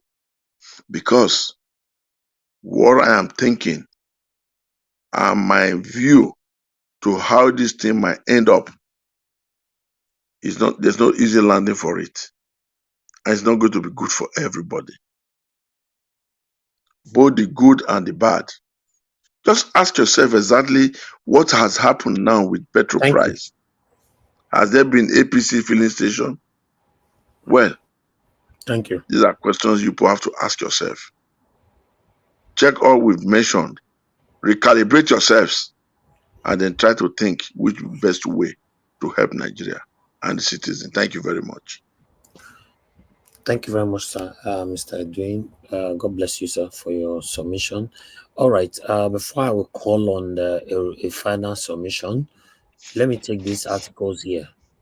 Please stay mute. Stay mute. Thank you. Let's take this couple of articles here quickly before we go. This one here is saying from Jackson Ude. You know, I read similar thing earlier on, but he posted another one again saying that Bola Tinubu's cancelling appointment over ill health. For about 5 days now, Bola Tinubu is said to have remained upstairs in his bedroom and have not been seen by political associates due to his failing health. Insiders in Aso Rock confirmed to me that meetings with political allies are being cancelled because he is unable to come downstairs to meet anyone. They said he is very sick and being attended to by doctors who have been in Aso Rock for the past few days. The cause of sickness has not been made clear. His political associates are worried. He has not made any public appearances since the Chicago State University confirmed he forged its certificate. Now, Jackson Ude, and I pass this one on. Whereas I have another one quickly here. Let's take this one together, my people. What is currently going on with our people in Ethiopia? Let's take this one. The situation of Nigeria. We're just trying to update you guys as it comes.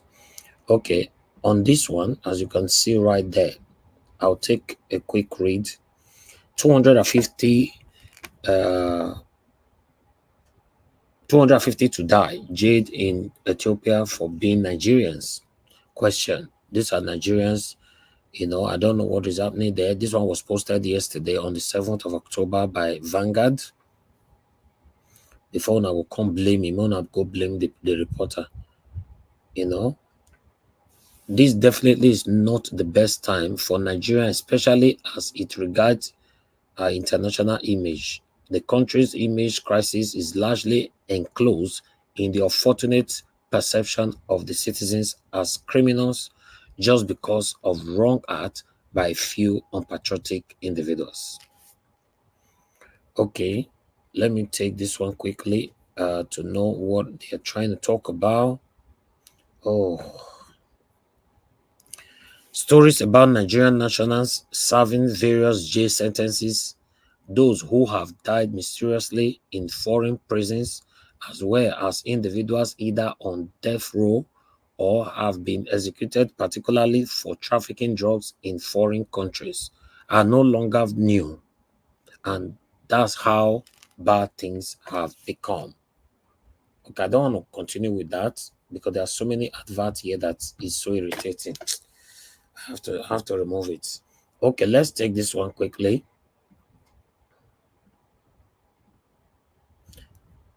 Guys, please press on the like button and help us to share. Okay, as you can see, you remember that Atiku referenced to this the other day on his press conference. How Gani Faweimi exposed Tinubu's lies, fakery, and forgery 24 years ago documents. Curiously, Faweimi mysteriously died suddenly before he could pursue the investigation to its logical conclusion. Okay, on this one, I think there's expansion on it. Let me see if I have the expansion. Okay, I have it here. Let me just put the expansion on screen and take one or two paragraphs from it quickly. Guys, please bear with me. That's the expansion that right there. Let me see if we can take just one or two paragraphs prior to the expose by the candidate of the People Democratic Party (PDP) in the 2023 presidential election, Alhaji Atiku Abubakar, of the fraud, forgery perpetrated by the President Bola Ahmed Tinubu at the Chicago State University. The late legal icon Gani Faweimi, senior advocate of Nigeria, has exposed multiple lies by the Tinubu's 24 years ago in 1999. This was contained in a publication by Newswatch magazine on the fraudulent education qualification claims by Tinubu. The publication was derived from the request of late Faweimi to the police, wherein in the request requested the authorities to investigate Tinubu over fraudulent education qualification claims when he contested Lagos State governorship election in 1999. The publication juxtaposed Tinubu's education qualification claims versus the verified facts available as follows. Tinubu's claims, the facts. 1. Attended St. Paul's Primary School, Aroloya, Lagos. False. Comment. There is no St. Paul's Primary School in Lagos at all. 2. Attended Government College Ibadan between 1965 to 1968. False. Number 3, attended University of Chicago between 1972 and 1976. False. Number 4, graduated from Chicago State University with BSc Business and Administration in 1979. False. Number 5, qualified as certified public accountant in 1979. False. Number 6, work in Otto Addison 1983 to 1985. False. Number 7, worked in Deloitte, Harkins, and Sales 1983 to 1985. False. Number 8, worked in Mobil Oil Corporation, Nigeria. False. Number 9, was born March 29, 1952 or March 29, 1957. False. See an excerpt of the publication below. Now, Faweimi, Gani Faweimi, now they talk all this one, so people went to dig everything out. Tinubu's claim, that is all of them right there, all was false. So the man was in a process of all this investigation, according to the report. Look at all of them. Yeah, I'm not going to read all because there are a lot. In the process of all these reports, now they say therefore take a life that time. So he could not complete the report anymore. So many of us don't know Begani Faweimi until Atiku came in to pay tribute to him the other day on his press conference. So these are all the information right there. In case you want to read more, please endeavor to go read more on here. So I'll leave that one out.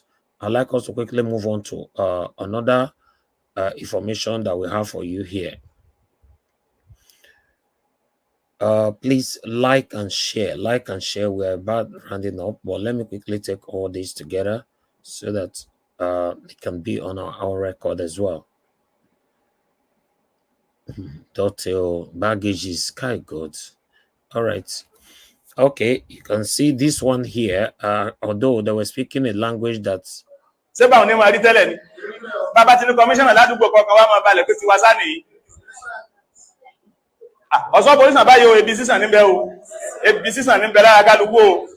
okay, I'll pause that, but there's interpretation here. Tell our politicians to do right thing, because if we are complaining, they will say we are speaking for the opposition. There is no more opposition. It is the government and Nigerians. What we have is hungerization, not opposition, hungerization.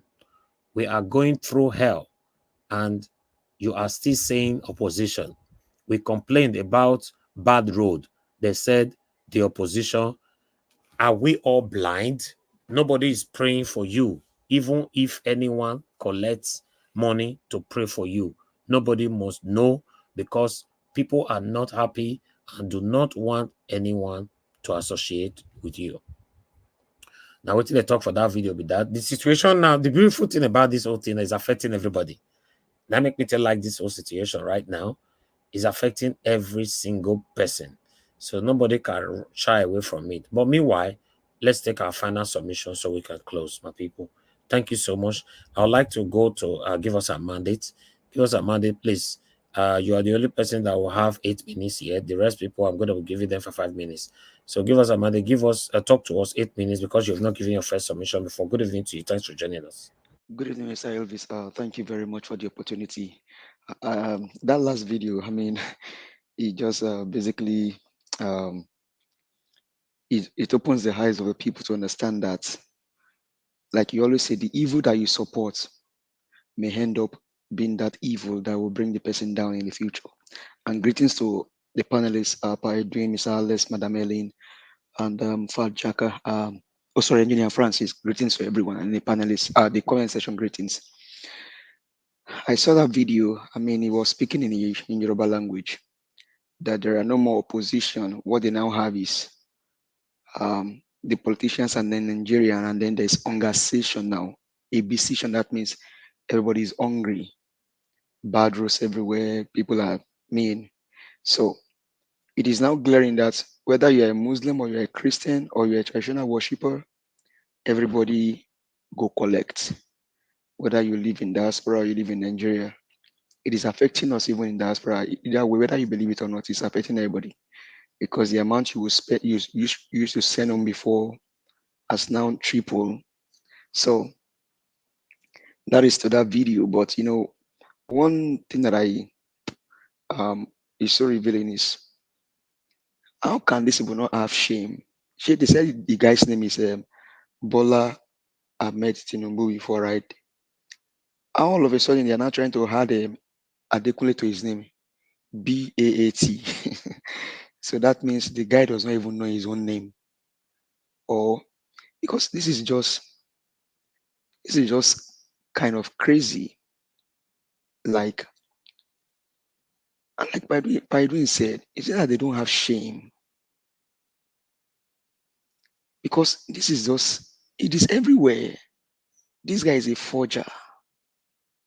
Do they need to break their head? They need to open the head of APC members for them before they can understand that this guy is a forger. If for certificate, you don't have to open your head and I don't know. But that last video is just what I'll probably just give say it or speak to and then just round up everything because whether you believe it or not, people are actually suffering. There is hunger in the land, there's suffering in the land, people are being buried every day. There's no hope for the common man because these people are just looting the country and taking the people's wealth for themselves and their families. But I think Atiku has presented under he has filed some other case to the to Supreme Court. Hopefully, they are admitted. But regardless, there are some things that are already before the Supreme Court. 25% of Abuja, there is a forfeiture, there is dual citizenship, there is double nomination. All of these are just enough to even throw out this guy in the first instance. And now talk about the forgery thing. So now it's no more Bat, or how are we going to pronounce his name now? Is it Bat or Bat or how? Because now you're seeing two A's in between his name. And don't forget that Bola A Tinubu, it may not even necessarily mean Adekunle. He said his own name is Adekunle before.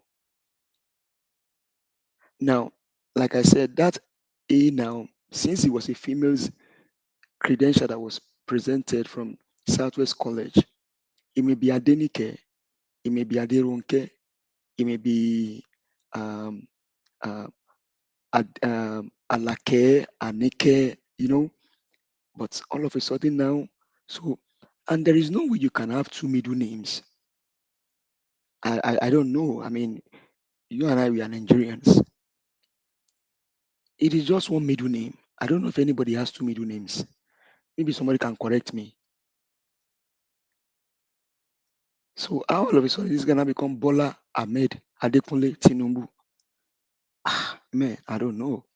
Or they will tell you that honestly, these people are just delusional. Just trying every possible means to defend this thing called lies.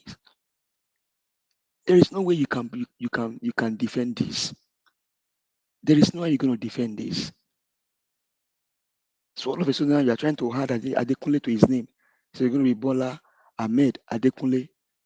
If we had Ajani too now, this is so funny. Honestly, these guys, their case, I don't know, but we just I don't honestly I don't know. I don't know.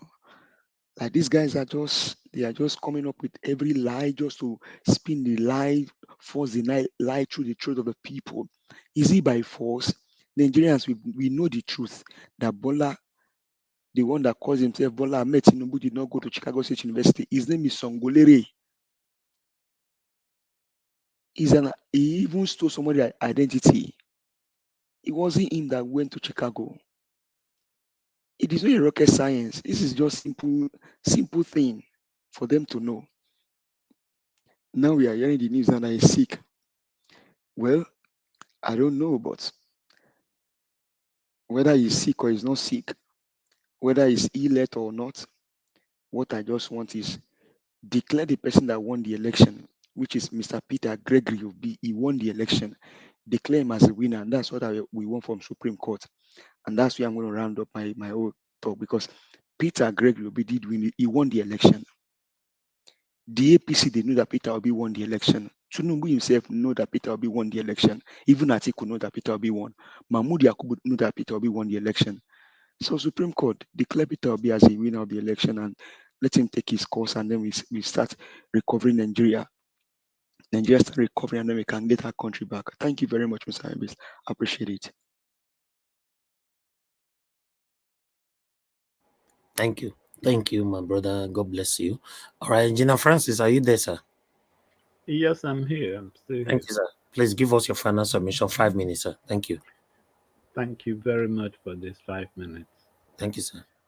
Let me call on Wole Soyinka. Wole, do you remember that your novel, The Man Died? Wole, who in the world died to make you be this? Remember that quote in that book. It says, and I quote, "The man dies in shame and cowardice who keeps silent in the face of tyranny." What are you doing to Nigerians? Where is that Wole? Where is that Wole? Please put back on that hat and stop this. Call your friend. Yeah, he has been very good to you. Call him and tell him that this is it. Please. And also, those Nigerian companies that are employing or that employ people from CSU, I want you to look at them a second time.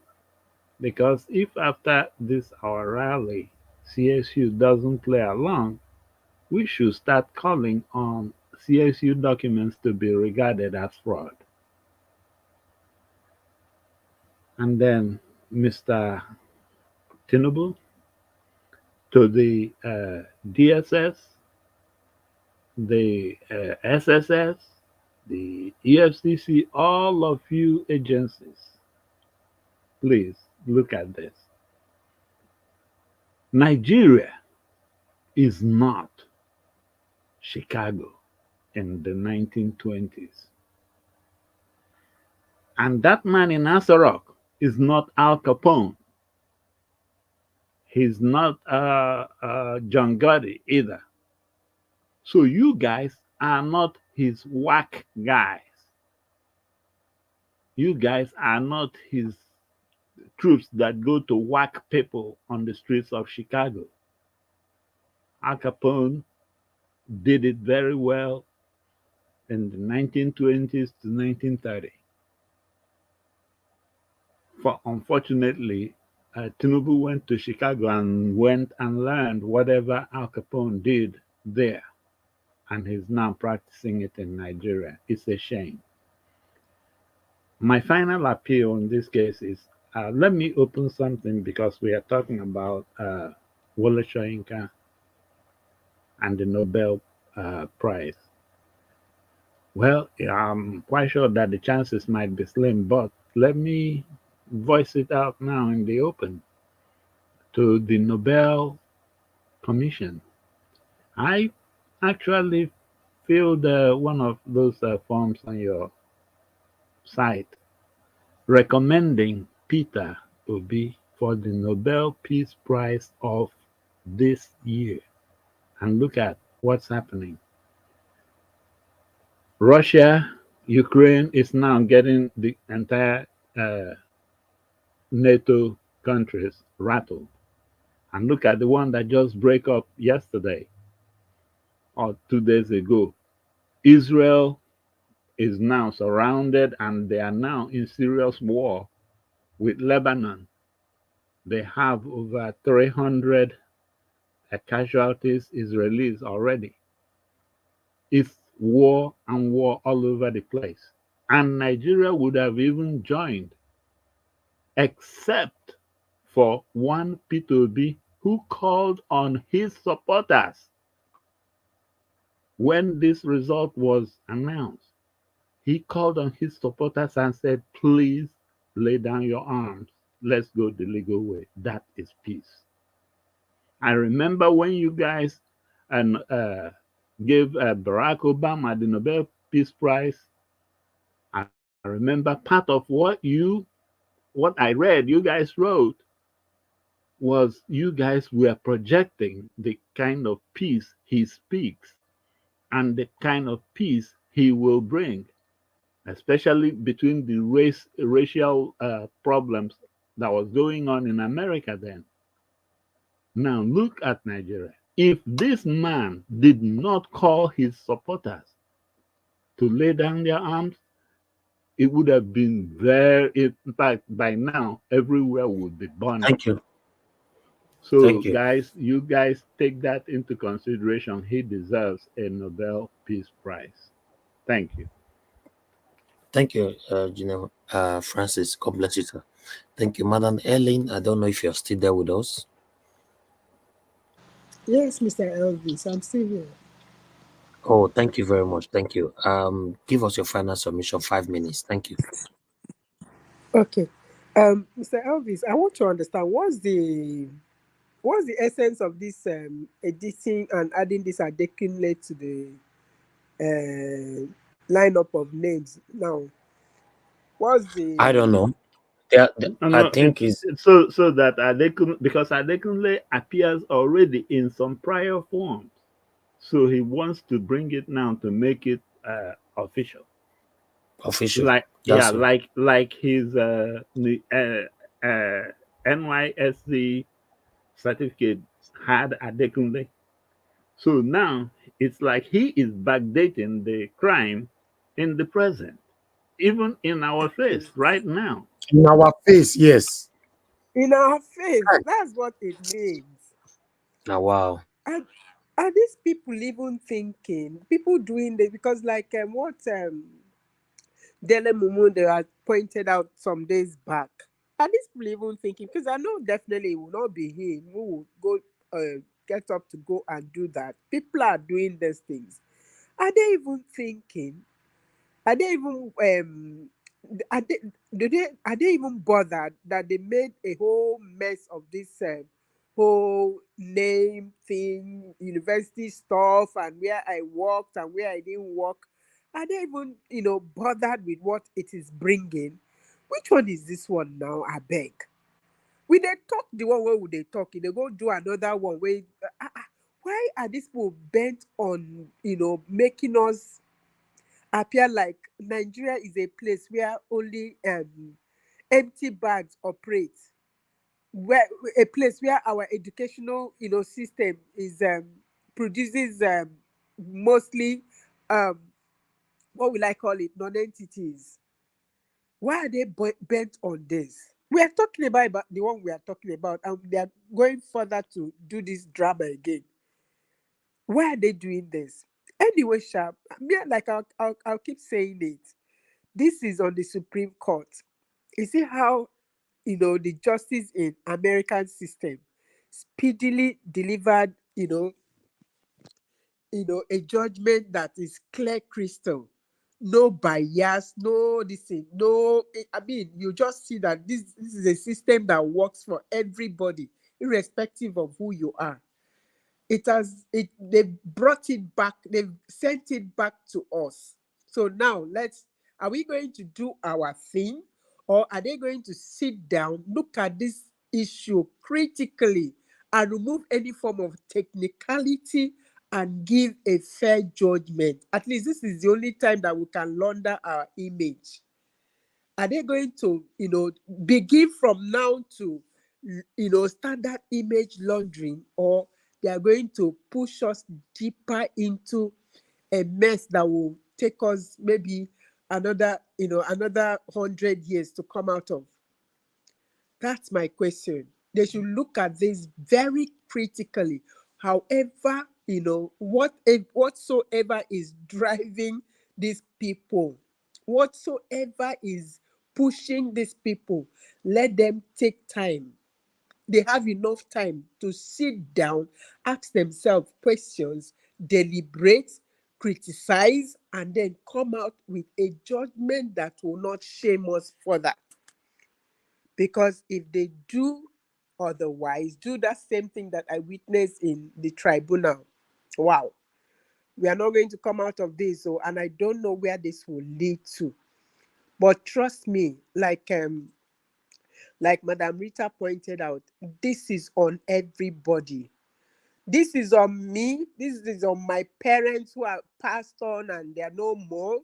This is on, a lot of Nigerians that kept quiet and just watched on. This is on all of us. And this price is going to be too big for us to leave for our children to come and pay. It will be too painful. They didn't bargain for this. They didn't bargain for this. So however they are going to do it, let them do it and do it right. Nigeria, the world is no longer, that place where you do things and then expect for it to just stay within your confine. Right now, because of the social media, because of the internet, because of a lot of things, the moment something drops, it's all over. The entire world, it has been networked that this moment information is shocked at where information has reached. I was watching a video where somebody was talking about a new song that somebody, I said something. I said, this thing is on the lips of every person, whether educated or not educated. I was watching some guys in a market, I think it's a massive market. I think I want to be, I'm suspecting it's either Onitsha market or somewhere or Balogu. They were making a song because of this forgery thing. You understand? So they are aware, they know, they are seeing it, they understand it. So however we want to paint it, change the narrative and, do all sort of drama to cover up, everybody is aware.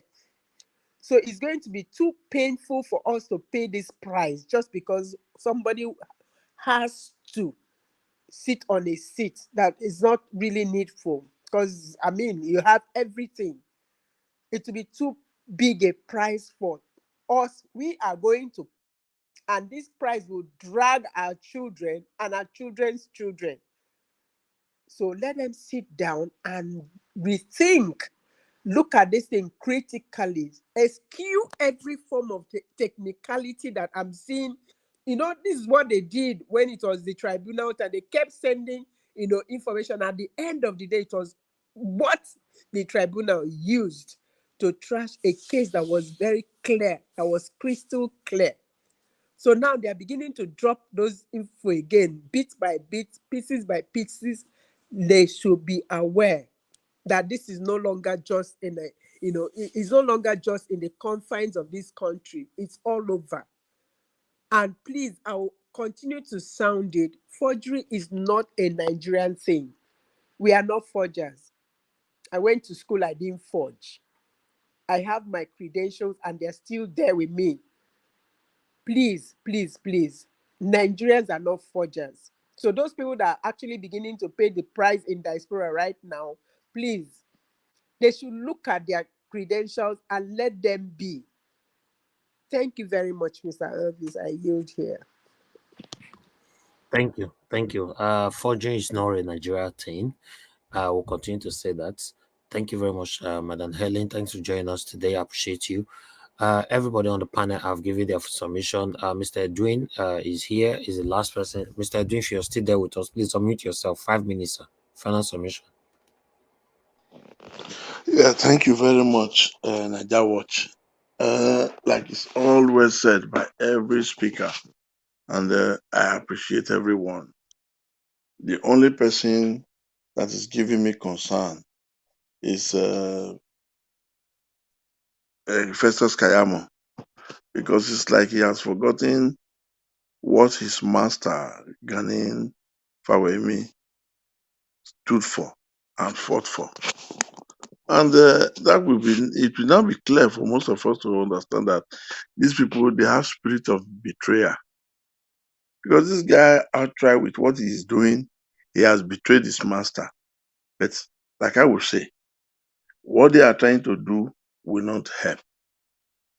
Because there are numerous defaults in their presentation, in the past ruling, and now they are already singing the narratives of what they want the Supreme Court to rule on. That's exactly what we are seeing now. So Nigeria now should prepare. Like I have called for yesterday, I will repeat myself today. Those in California, please,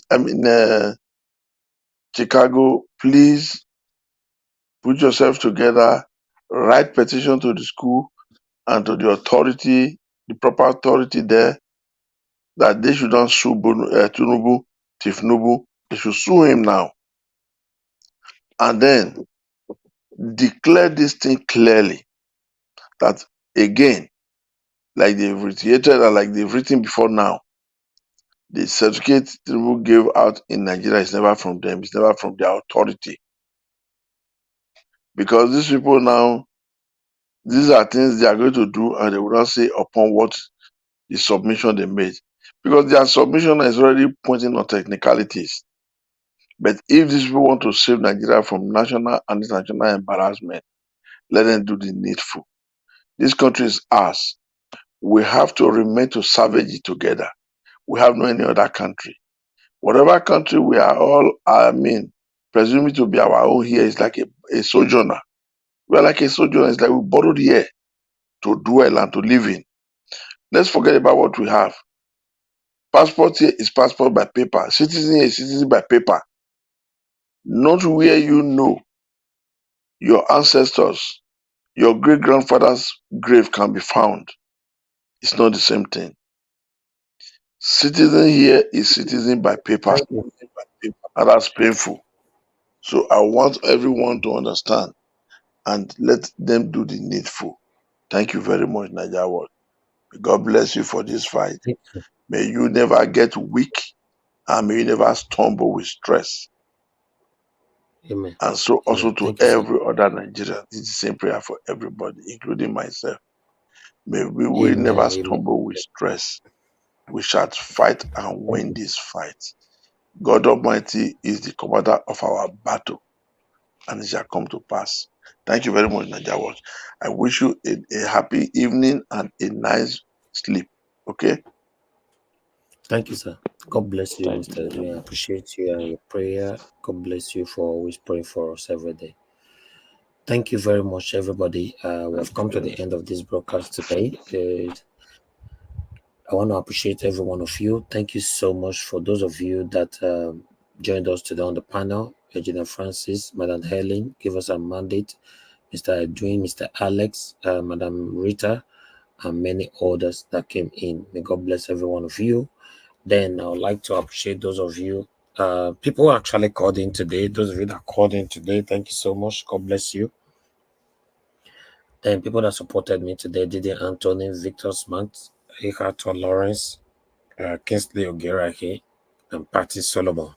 Thank you very much. Good evening. Good evening to every one of you. And God will bless you. Now we have come to the end of the broadcast. I'd like to appreciate Mother of all Mommy Diaspora. Thank you very much, Mommy. We appreciate you, Mr. Joseph Oji. Thank you very much. I appreciate you. Peg Modi, Imo Sokri. I can see you all. Tommy, I can see you as well. Tammy, sorry, Tammy. Thank you very much, Duru. Eva Line, thank you very much, my people. I appreciate every one of you right there. Gloria, I can see you as well. Rosie Yosh, thank you. And God bless all of you now. Amor with me, thank you so much. Thank you, Vitus, Mark Okonsai, I see you all. Esther, I see you as well. Juliet Holland, and many others. Vitus Aquabelem, thank you. My people, appreciate you all. Please join us tomorrow. We are going to be early on talking about our brother, Comrade Emmanuel Agbogun, that is currently in the a prison in Benin City, Oko. So we are going to be talking about it tomorrow by 5 p.m. So we're going to take that for like 1 hour, 6 o'clock our normal time. We'll start our normal broadcast. We might come out late for our normal broadcast tomorrow. We don't know, but let's see how it goes, how the first broadcast is going to go. Thank you very much, my people. Now God bless you now. Press on the like button before you leave. It's very, very important so that our voices can go far. Thank you and have a good night, everybody. I know they do competition with anybody. If I offend you, forgive me. Show me love, go to biza. Kama bara wa lo ninu ife kan akanbi. I know they do competition with anybody. If I offend you, forgive me. Show me love, I go show you love. Kama bara wa lo ninu ife kan. But I know they do competition with anybody.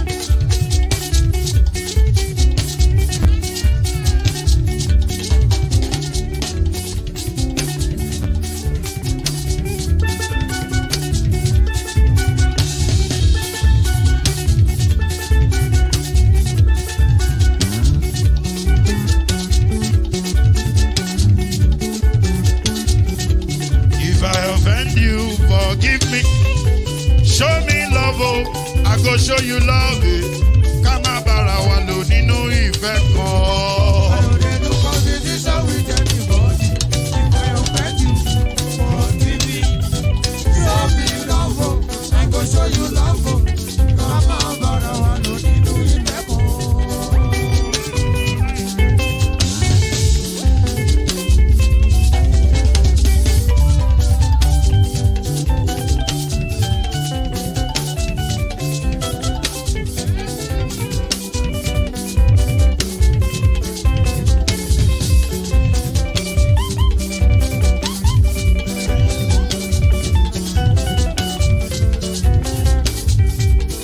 No, they do competition with anybody. If I offend you, forgive me. Oh, tó bá ti sanwó fún Ṣẹ́gun Nàbí o, ẹ fẹ́ jókù. Alákọ̀bí Ṣẹ́gun Nàbí. Alákọ̀bí Sábà Mẹ́la. Anybody. Any bobo. Anybody. Mo ló ń folú, ó gbà mí bó ṣe rí mi láti kíníṣí. Délé mo ló ń folú, ẹ jẹ́ ń sọ̀rọ̀. Délé o.